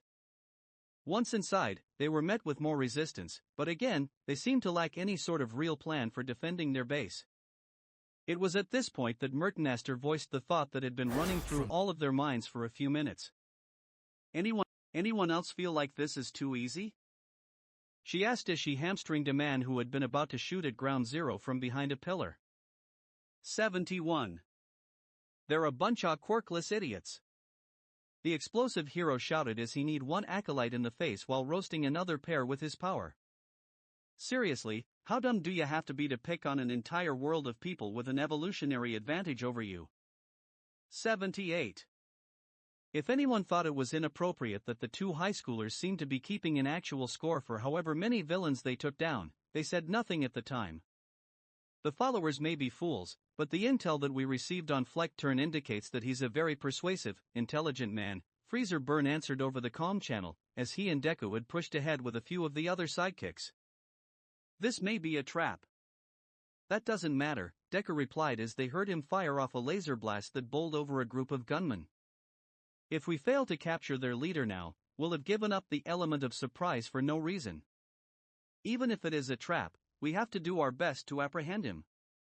Ah, don't worry about it, Deku, Ground Zero smirked as he slammed an elbow into another acolyte's head, knocking them senseless to the floor. Once you and Icy Hot both botch it, I'll come in and finish the job the right way, show you losers how it's done. 81. The interns and sidekicks all could have sworn that they heard a deep growl coming through the channel following that remark, but they were all too busy to bother wondering about it at the time. So, you've got control over how many quirks now? Mina asked as her feet touched on the sands of the beach, Karai's arm having kept her up as he had levitated over the rocks and slippery bluffs that ran along the shoreline. Well, Black Whip and Float have been easy enough to access, he answered as he stepped down next to her. Haven't had a chance to try Smokescreen, but Danger Sense made my head feel like it was gonna split open in Kanto until I had gotten the gas out of the city. With a slight frown, he added, it's one of those ones that I have no control over whether it's on or not, so hopefully it doesn't go off for every little thing. It's gonna start going off in about 5 seconds if you don't put me down, Akarui grumbled sourly. He was currently being held aloft by one of Karai's Black Whip tendrils, and looking none too pleased about the fact. You were the one who said no to the piggyback, his brother pointed out. True, but I also don't feel like explaining why you look like a hentai villain if someone happens to whoa. His snarky comment was cut off when Karai promptly dropped him on the sand without warning, giving him a face full of the stuff.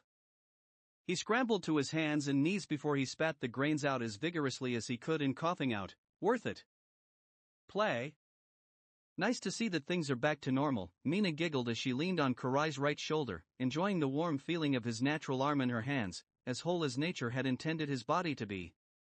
Ah, I did miss the ability to whack him without feeling guilty about it, her boyfriend grinned as he watched his brother dust himself off. You never felt guilty about it, Akarui spat, still trying to get the grains of sand out of his mouth. Black. I think some of it got stuck in my teeth. Sounds like a personal problem, Mina said as she turned toward the town, pulling Karai along with her. Let's get back to the hotel. My outfit's all wet, there's salt in my hair, and I want a shower. Some dry clothes would be nice, Karai agreed. He frowned as he looked down and muttered, I don't have any of those, do I?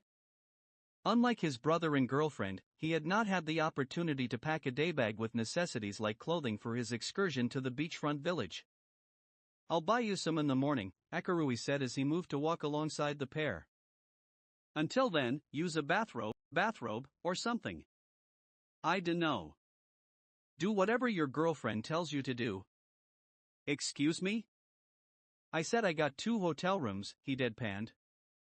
I got one for me with a big-ass bathtub, and I ain't sharing. You two do whatever you want in the other one, as long as I don't hear anything through the walls. MPH. Once again, the younger boy found himself face down in the sand, courtesy of a hearty shove from his sibling. I swear, he gets more annoying, every trip I take with him, Karai muttered with flaming cheeks. Akarui let them get a little ways ahead of him this time before he reached into his belt and pulled out an earpiece that he quickly fastened in place before using his phone to dial a familiar number. He waited only a few seconds before he had Nizu in here, exclaiming, Where are you, Hikari? Not important, he answered bluntly. What is important is that we found Karai, he's safe, in his right mind, and we're bringing him home in the morning. You sent the heroes I called in on a wild goose chase halfway across Japan. The little animal all but shouted, obviously still upset that he had been duped. Do you have any idea how embarrassing this has been? Frankly, you should be embarrassed on the grounds that you tried to outmaneuver me, Akarui deadpanned. I said no tailing us, and you ignored my demand. Therefore, I feel absolutely no guilt for tricking you. It was a safety measure for your sake. Nizu protested. What if something had gone wrong? What if your brother was beyond reason? Well, he's not, and even if he was, we've already established the fact that we don't know any heroes who could contain him, Akarui said as he continued to use the same dry tone. I knew how to handle the situation, and if you couldn't trust my judgment on this, what the hell were you thinking, hiring me to help with the school's defenses that are supposed to protect everyone under your watch? I thought you might listen to a logical approach when I had reason to exercise caution. Nizu sighed heavily. I guess ignoring logic when it really counts is a family trait, then, Akarui shrugged. In any case, we'll be back tomorrow by early afternoon at the latest. Let Karai have a chance to rest and recover from today's ordeal before we put him back in the thick of it. He says he's ready to get back in the fight, but I'm thinking that he could do with a nap in a place that isn't full of crazy people. Tell me where you are so that I can send a security detail, Nizu tried to plead, but Akarui was already shaking his head in the negative. You do that, and you'll just attract attention, even if the heroes are being discreet, he stated. Our best move is to keep his anonymity going for as long as we can. No one has connected Kai to the mysterious hero who appeared in Kanto today, and the two of us grew up knowing how to keep a low profile in public, and that was without the benefit of a near-total body alteration. Nobody recognizes him because he doesn't look like Kai. You boys really are too stubborn for your own good, Nizu grumbled. There will be repercussions for this, Hikari. Apparently he had come to accept that if Akarui didn't want to tell him where they were, there was currently nothing that he could do to change that very frustrating fact. At what point did you think I cared about the consequences? Akarui chuckled. Karai is safe and healthy, and that's all I can ask for. If those conditions have been met, I don't really care what happens to me. Cut my pay, restrict my privileges, take away my toys, I don't care. I'm doing my job and looking out for what's left of my family. There was silence on Nizu's end for a few moments before the little animal said, We will discuss your punishment upon your return. In the meantime, do not allow anything to happen to your brother. We can't afford to lose him again, and he's been through more than enough. You think I don't know that? Akarui snorted. And what the hell do you think I've been doing all day? Risking your brother's safety and the future of the world because of your arrogance. That was rhetorical. By the time he had caught up to his brother and Mina, they were already in the hotel.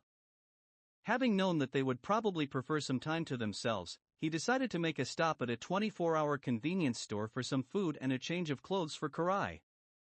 The night air was cold enough to keep him awake, despite the fact that they were closer to the dawn hours than the middle of the night. Even so, he was still tired enough that he nearly forgot to retract his sonic disruptor glove back into the compact bracelet before going inside. He waved a greeting to the cashier, who looked about as tired as he felt before he grabbed a basket and went further into the store. Moving as quickly as his tired feet would allow him, RWBY proceeded to grab a first aid kit, whatever looked like it would make a quick breakfast, and some of Kurai's favorite snacks and orange sodas. I'd say Mom would kill us if she knew we were gonna drink soda first thing in the morning, but I think that threat only works to scare one of us, now, he thought with a tired chuckle as he finished grabbing a bottled iced coffee for Mina. He paid at the register, and then set off for the hotel, looking forward to a warm bed and a change of clothes, himself. He sent Mina a text message to let her know that he would be stopping by to drop off the clothes that he had acquired for his brother. He was a little surprised when she replied almost instantly with the words, "Text me when you get to the door." He fell asleep as soon as we got in. Really? He thought with a bemused grin. I go to the trouble of getting us separate rooms, and he just crashes as soon as they get there? The thought that she might be lying about their current activities did occur, but he quickly put the thought aside. His future sister-in-law was crafty whenever pranks were involved, but she never lied where Kurai was concerned. He did have a longer day than we did, he admitted silently as he found himself in front of the door before sending Mina the notification that she had requested. He waited a few seconds before he heard the latch coming undone, and the door swung open to admit Mina, dressed in casual clothes, and her head wrapped up in a towel as she stepped aside to give him free entry. "Come in," she whispered when he hesitated. Nodding quietly, he moved inside, a smile breaking out on his face when he saw that Kurai was indeed sleeping heavily on one of the beds. The exhausted boy hadn't even bothered to get out of his wet clothes. He really had been tired enough to just pass out as soon as his body recognized a chance for a deep rest that would allow him to recover from the hellish events that he'd been subjected to. His injuries had been easy enough to conceal from the half-asleep receptionist when they made their way into the hotel lobby, but they would still need to be treated, even if with a limited first aid kit. He should have a shower and change, RWBY sighed as he turned back toward Mina.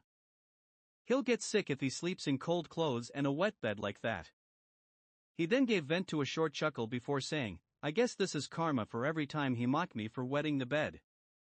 How long was he able to hold that over on you? About 3, yeah.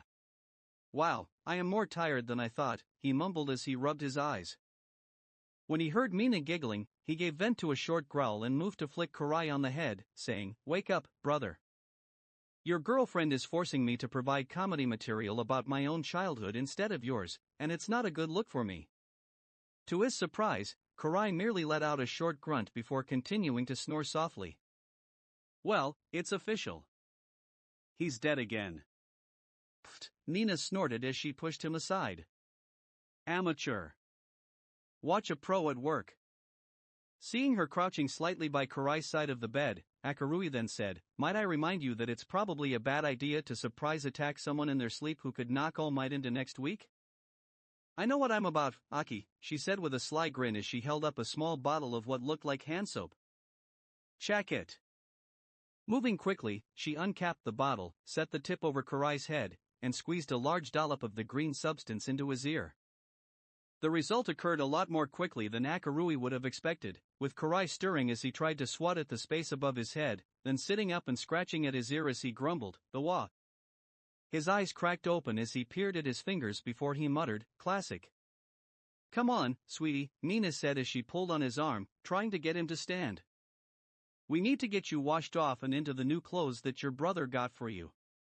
Some bandages on those cuts and bruises probably wouldn't hurt either. I'm already washed up, Kurai mumbled as he tried to fall back on the bed, only to have RWBY flick him on the ear. Ow. Would it kill you to just let me get a few minutes of sleep? No, but if I take you back to UA with even a hint of the sniffles, I'll never hear the end of it from your principal, his brother deadpanned. Come on. Mina will help you get washed off and bandaged, then you can sleep. I will? The pink girl inquired. By myself? Wait, what will you be doing? Taking a bath and then a nap, he replied as he moved toward the door, having managed to get Kurai on his feet, albeit a little unsteadily. I told Nizu that we'd be back by early afternoon tomorrow, but he also kinda pissed me off, so I'm not bothering to set an alarm for a reasonable hour. I'm sleeping in. I heard that, Karai mumbled as he tried to sink back to the wet mattress, only to have Mina flick his other ear while Akarui made his exit. Ow. Stop that. We've been had, Ground Zero snarled as he and the other intern heroes stood outside of the base's main office, where Fleck Turn was supposed to be hiding out. They had just heard over the radio that Endeavor's team had been unable to locate the Idiotrigger bomb that was also supposed to be on the premises. The fact that they had managed to capture all of the Humorize members in the base did little to assuage the solemn mood that had fallen on all of them. Their higher-ups must have planned for us to come here after the attack on Kanto, Freezer Burn muttered. What I don't understand is that if this was supposed to be a trap, why didn't they have a better setup? What do you mean? Deku asked him. Usually when villains want to lure people like us into an ambush, they have some kind of plan to make sure that we don't make it out in one piece, Merton Esther told him. But this whole base was completely disorganized and underprepared for an attack, even if they managed to employ anti-aircraft weaponry against us. Even so, they could have employed Trigger against us, right? From what we've seen, there are no major leaders from within the organization present either. It feels like these people were left as fodder for us to find. I think that makes it safe to say that we weren't the real targets of tonight's trap. Then what was the objective? Freezer Burn murmured. Probably letting their boss get away while we were busy with his flunkies, Ground Zero growled. We know he was here yesterday from surveillance photos. He probably let us know where he was on purpose, so we'd come looking for him as soon as the Alliance got its crap together. This was all just a smokescreen, Deku muttered.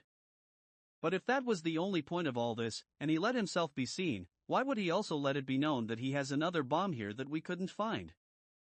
Maybe it's a double bluff, and he made his escape so that he could hide the bomb somewhere else in Japan, or maybe he sent it away so that even if we caught him, he could still have it set off by one of his operatives. Does anyone want to stop him? Merton Esther asked in an aside to the other boys. Good luck trying, Ground Zero huffed. After practically being manhandled by his girlfriend through the course of a brief shower, Karai finally found himself in a set of warm, dry clothes that admittedly felt a lot better than the soaked shirt and jeans that he had taken from a mannequin that had been left on the street in the aftermath of Humorize's attack. He still lacked any socks or shoes, but that could be dealt with once he'd gotten at least 6 hours of sleep. Once Mina had finished binding the parts of his body that were more than likely inflicted with stress fractures, as well as covering his open wounds with bandages, Karai found himself standing in front of the bed that he had gotten wet with seawater, swaying back and forth with exhaustion as he realized that he might be better off sleeping on the floor with a spare blanket. When his roommate saw him grabbing the extra sleeping gear from the closet, she tilted her head at him and asked, "What are you doing?" "Bed's wet, so I'm for the floor," he mumbled as he put the pillow under his arm. "You can have the one I didn't mess up." Mina blinked at him a couple of times before she inquired, "Why would you need to take the floor, though? You're not gonna join me?" Karai raised his head to look at her directly through bleary, unfocused eyes, as if he was not sure that he had heard her correctly. "I wasn't sure that I would be allowed," he finally admitted. "I figured you might be ready to re-establish the at arm's length boundary, now that the moment of emotional highs is over, and things are settling down." He swayed again, and for a split second, Mina was worried that he would collapse, but then he shook himself awake so that he could tell her, "You said that when I felt ready to reopen our normal interactions, you'd be willing to talk about it, and I didn't want to push any buttons I had no business even going near. After everything you've gone through for me, I didn't want you to think I was trying to take advantage of the situation." He started to rock back and forth in a precarious manner yet again, so Mina rolled her eyes and gave him a light sideways shove that ended with him falling on the dry bed with a slight grunt. Grabbing the blanket that he had dropped and hopping so that she landed on her stomach next to him while looking at his now bewildered face, she smiled gently and asked, "Are you sorry for what you did when you came back?" "Yes," he mumbled. "Very. For all the things I did, and what I put you through, in particular. Do you promise not to do it again?" "I promise." "Do you promise to love me and let me share in your burdens from now on, one for all related, or not?" "I promise." "Then enjoy your stay as my personal heater," she giggled happily as she pulled the large blanket over them before snuggling close and resting her brow against his. BT Dubs, were never sleeping in separate rooms again. When she waited a few seconds with no reply, she cracked an eye open to see that he was already fast asleep, which was quickly evidenced by the light snores coming from his mouth. Rolling her eyes again, Mina reached over and shut off the light before turning back and whispering, "Good night, Karai. I love you so much." It wound up being the best sleep that the two of them got since their days on Naboo Island. The three exhausted teenagers didn't wake up until nearly 11 in the morning the next day, which was a first for the two boys, barring their hospital visits following life-threatening injuries. Mina and Karai were actually up first, but they just ended up sitting next to each other and talking so that he could get caught up on the little things he had missed at UA while he had been in the hospital. Now that he was somewhat rested, and the last of the adrenaline had worked its way out of his system, he was definitely feeling the full extent of the pain from his injuries, but he did his best to keep his complaints to a minimum, not wanting to ruin the peace that had finally set upon him and his girlfriend. The pink girl was actually in the middle of telling him how all the gamers in their class had been single-handedly defeated in a Smash Brothers match by RWBY and Yang's uncle, when they heard a knock at the door, followed by Akarui saying, "I got Nizu on the line, and he wants to talk to Karai. Is now a bad time?" "I'll be right there," his brother answered as he tossed the blankets off of his legs and made for the door, Mina giving vent to a slight pout as he did. Moving as quickly as his damaged bones would allow, Karai undid the lock and opened the door to admit his brother, who held up his phone to show that it was on speaker. "We're all here," Akarui said as he moved inside and shut the door behind him. Karai noticed that he was also holding what looked like a portable radio, but he decided to focus on what the principal had to say for the time being. "Hikari, are you all right?" Nizu asked, sounding almost frantic.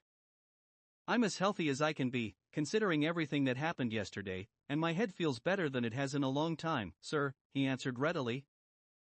"Did Akarui inform you what occurred between the vestiges and myself?"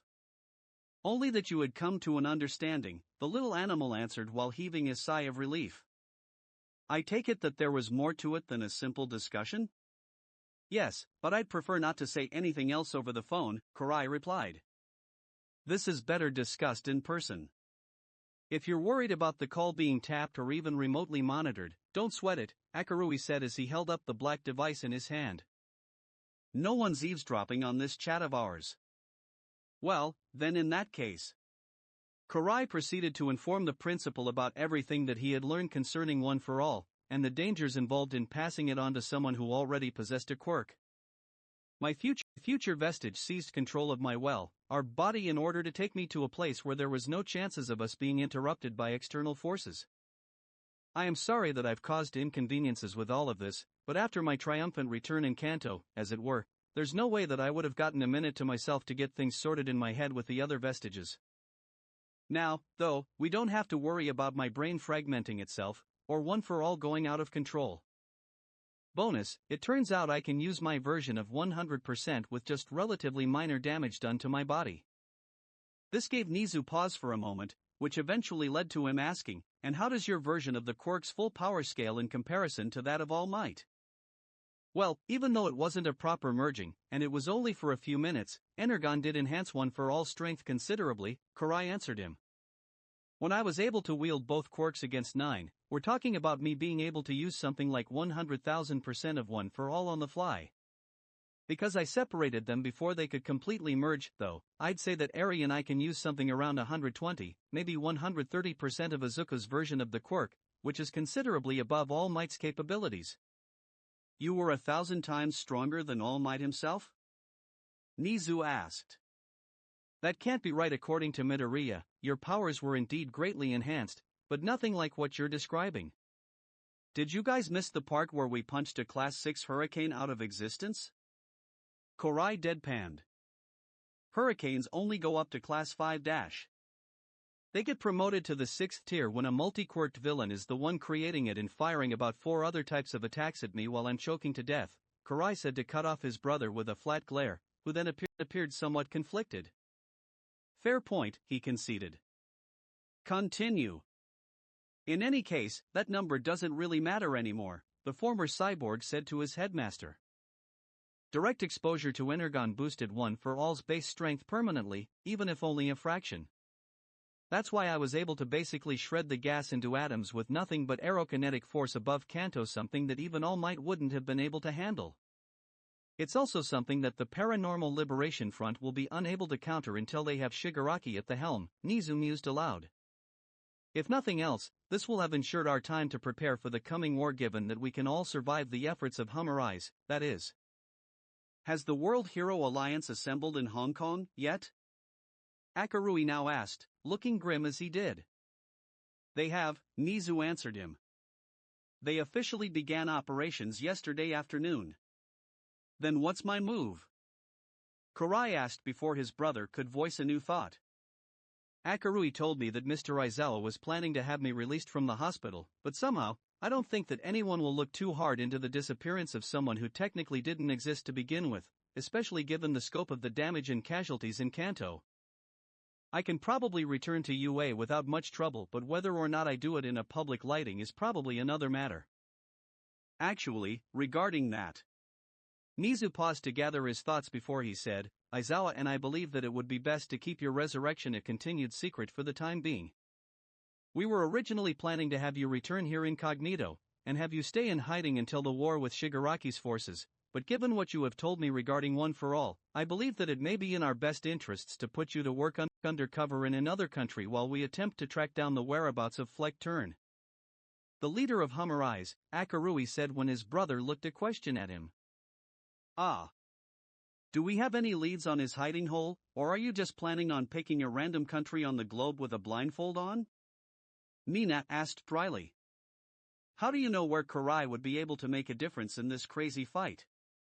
I could make the argument that he might be a decisive factor in any battle that he may end up taking part in, but I do have a specific region in mind, the principal answered. I asked Eri if she knew anything about where Humori's true base of operations could be, and initially, she said that she had no idea.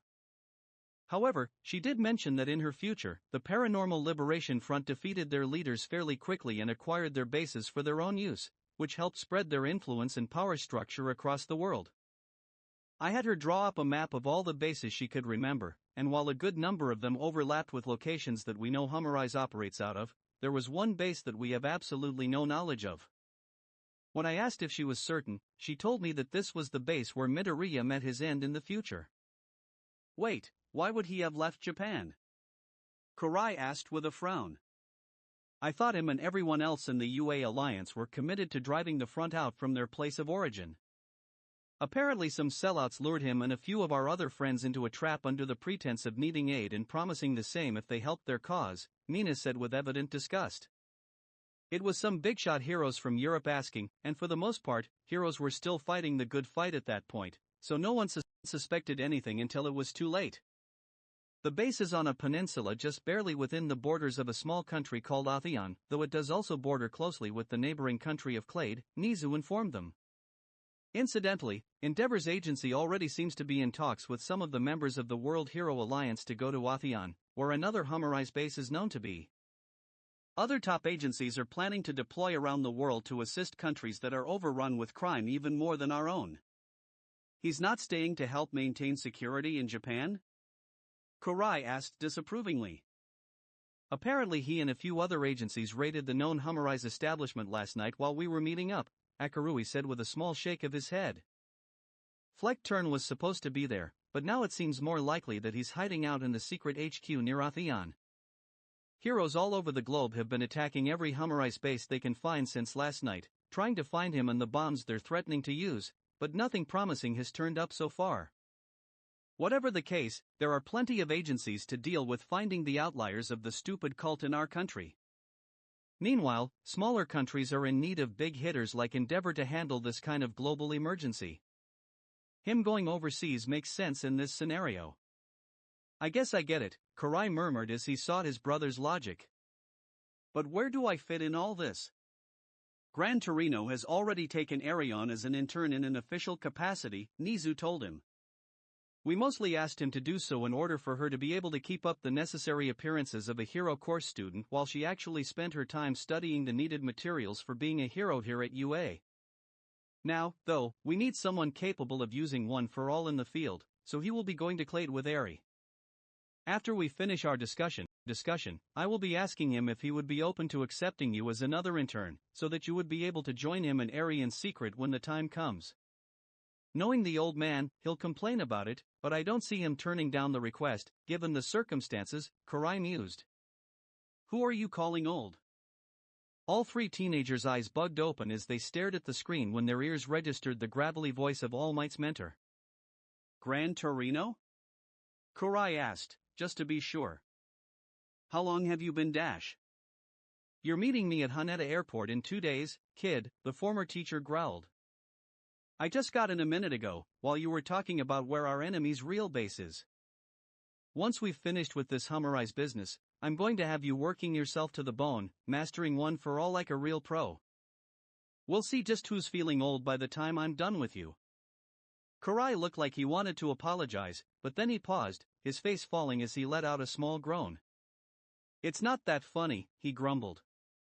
When Akarui and Mina gave him puzzled looks, he reluctantly explained, Miss Shimura is having a rather extensive laugh at my expense. Nana's there? Gran Torino asked, sounding startled.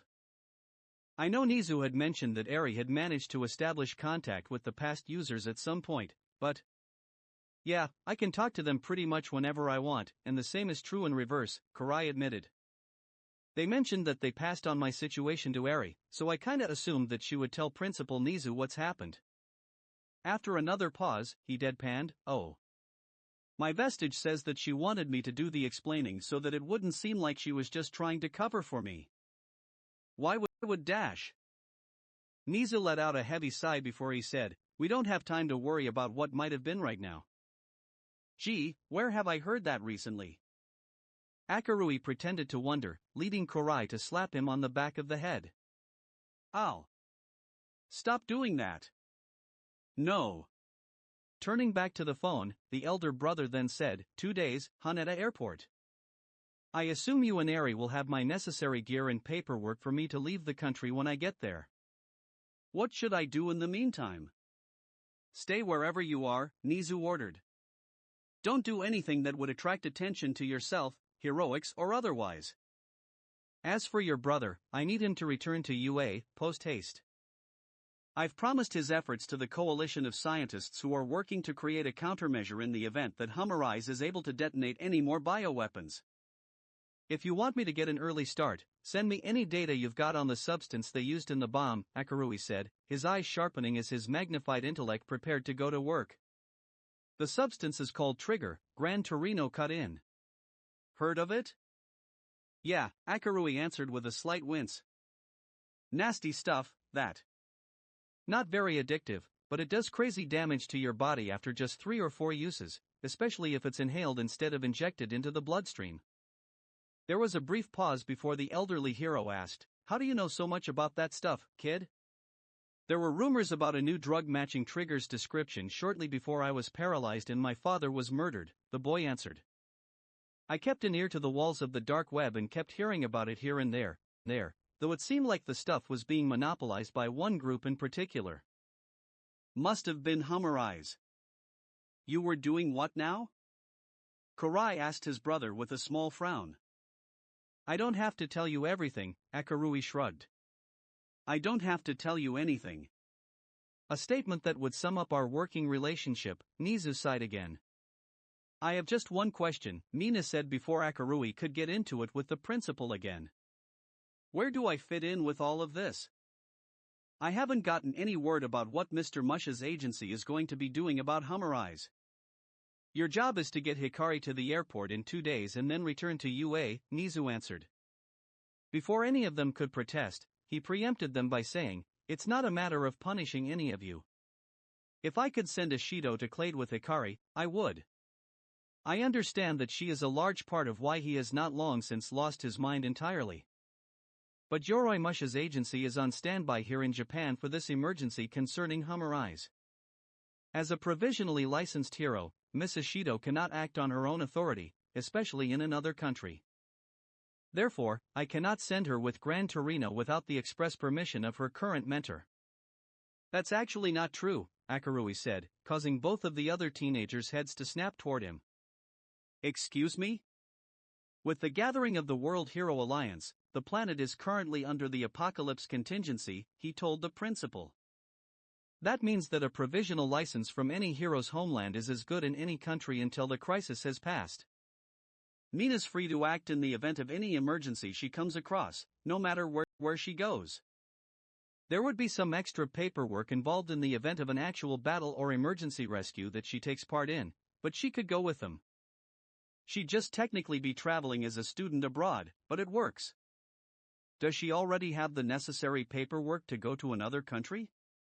Nizu inquired, surprising the three teenagers when he didn't try to argue the point. Yeah, I got it done for when we went to Island, and the passport is still good, Mina answered readily.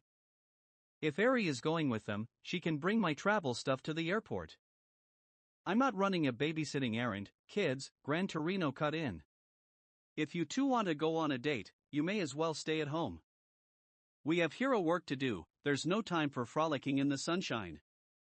The pink girl flushed angrily, but before she could utter a retort, Akarui interjected to say, with all due respect, sir, you're underestimating Mina. She stood alongside Midoriya and my brother in a battle against All for One's knockoff and walked away with her life, which is more than we can say about Karai. They're not strangers to holding a professional standard while working together. They'll hardly be sightseeing while working under you. His protest was touching to the young couple, even if Karai looked a little miffed about his brother's choice in words.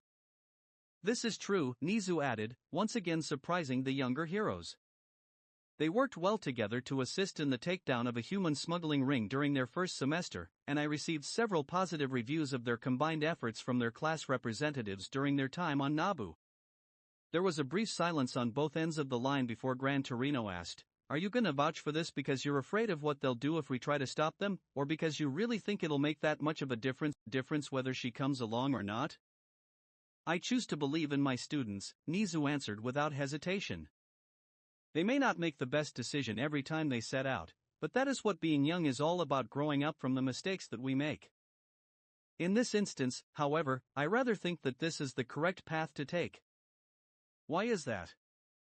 A hero with something dear to protect is a formidable force to behold, the principal replied.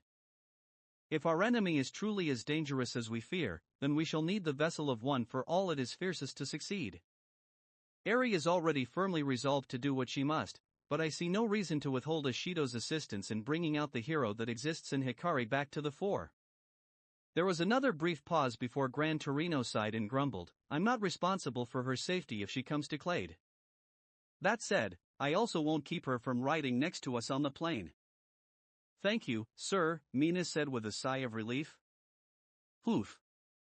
If we're all clear on our roles, then I'm gonna get myself packed to go, Akarui said as he brought the phone closer to himself. What time do my brother and Mina need to be at the airport on Thursday? I'm looking at some flights that'll take off in the late morning, Gran Torino answered. Got it, leave securing the tickets to me, the younger boy told them. I'll also get you a hotel for week in Clade's capital. Consider it a thank you from me for looking after my brother while he's gone. Where do you get the money for all this stuff? Mina asked him. Don't worry about it, he replied quickly. When the others kept staring at him, he rolled his eyes and added, I didn't steal it, if that's what you're worried about. Seriously, you think someone with my mental capabilities wouldn't find a way to make bank on the side? Come on. As long as nothing illegal was involved. Kurai grumbled. He didn't miss the slight shrugging motion that his brother gave him, but he decided that there would be a better time to address the issue. For now, he said into the phone, Mina and I will be there on Thursday, mid-morning. We'll see you there, Gran Torino replied gruffly. Don't get too busy playing house, you hear? Got it, Kurai and Mina said through gritted teeth while Akarui made a visible effort to contain his laughter. And Kai? Yes, sir? No more playing chicken when it comes to the life of a hero, Gran Torino warned him. You've got an entire world, and the hopes of the past 9 generations of one for all to carry, now. They don't have time to be waiting for you to make up your mind every time something comes along that disrupts your way of seeing things. If you're going to use this power, you damn well better use it for the right reasons. Don't worry, Kurai replied with a grim sort of smile. I may not have the same, single-minded approach to being a hero as the ninth, but I still inherited his will, good and proper. For everyone who has gone before me, I will stand my ground as a hero worthy of one for all. About an hour later, Akarui checked out of the hotel, and his brother and Mina saw him off at the train station. Safe travels, both of you, he said after hugging Karai. And when you catch up to Fleck turn, kick his ass. Can and will do, the elder sibling assured him with a grin. By the way, your birthday present is under my bed back at the dorms. Since I won't be around to give it to you in person in time, feel free to open it up when you get back. Under your bed? Akarui said in a bewildered tone. That can't be right, I already. I know you always check my room for my present every year, which is why I almost never hide it there, Karai chuckled with a shake of his head. But I didn't say that it was on the floor, I just said that it was under the bed. How can it not be on the floor if it's Akarui paused in mid-sentence before he smacked his forehead and exclaimed, you stuck it in your box spring. Bingo! As Akarui began grumbling to himself, Karai leaned over to say in Mina's ear, this about the only event of the year where I consistently outsmart him. Nice, she giggled before she stepped forward and gave Akarui another hug. Thanks for getting me here, Aki. And for stepping up when it looked like I wouldn't be able to go with him. Ah, no problem, the boy said as he scratched at the back of his head. You said it yourself, you'll have the same family name as us before too long, and you've got the spine to back up that claim. That's a good enough reason for me to look out for you like I do for this idiot. So saying, he jerked a thumb at Karai, who simply rolled his eyes. At that moment, the platform announced its last call for the train heading out of town, which meant that their time was up. Giving Karai a solid fist bump, Akarui then shouldered his pack and went on his way. See you guys soon. He called back. Try not to do anything too stupid. Got it, don't be like you. Karai called after him, just in time for the younger boy to flip him the bird and duck inside the train. Shaking his head with another exasperated grin on his face, he turned to look at Mina, who was gazing at him with adoring eyes.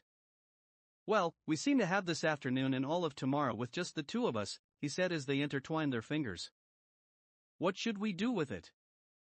Well, we've been ordered to keep our heads down in a sleepy little tourist trap of a town, she answered as she pulled on his arm to lead him away from the train, which was beginning to move. I say we do our best to blend in with the crowd. So, see the sights and grab all the local dishes we can try before we're back to work? Hey, I haven't been on a date in 2 months, Mina said, her grin widening as he allowed her to lead him whichever way she chose. You know how I am about charging interest when it comes to delayed quality time. That is a tab that I am more than happy to settle, Karai replied as he gave her fingers a slight squeeze. Mind if we head to the east side of town? There's a hole-in-the-wall restaurant that makes the best fried fish you're ever gonna find. Ooh, that sounds awesome, 'cause I am starving. Given that one of your more influential role models in the future seems to be in the habit of finding loopholes to exploit when I'm not looking, I have to wonder if your request doesn't have an ulterior motive, Nizu said as he looked across his desk at Eri, who was waiting with a patient, docile look on her face. There's nothing for me to hide, sir, she answered quietly. My mission is to maximize our chances at avoiding the outcome of my future in any way that I can think of, big or small. What I aim to accomplish with this excursion easily falls under that category.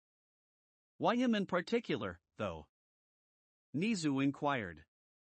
Surely there are other heroes who could benefit from the application of your power. By all accounts, he's exactly the kind of person who deserves to have a second chance, Eri replied quickly. Even when it seemed like he had nothing left to give, he found a way to keep saving people. There's also the fact that if Kai admires and respects him, I find it reason enough to offer my help. Do you not find it dangerous that your ideals are shaped so strongly by one individual? Nizu pointed out. You leave almost no room for another's influence in your mind. I want to be a hero, and Kai's actions embody heroism itself, she stated. Even more than All Might, his convictions led him to make the ultimate sacrifice so that others wouldn't have to. Can you really make the argument that I've chosen a poor role model? I could argue that you've chosen someone rather reckless to emulate, but I also cannot deny that his heart is in the right place, the little animal sighed. If that is what you wish to heed, then it would be foolish of me to deny you the opportunity. You may make your detour, so long as it does not delay your rendezvous with Hikari and Ishido. Thank you, sir. Eri allowed a delighted smile to crease her face as she added, I'm sure Ingenium and Kai will be very grateful for this once all is said and done, too. The fanfic is linked below. Thank you all for watching this video and goodbye.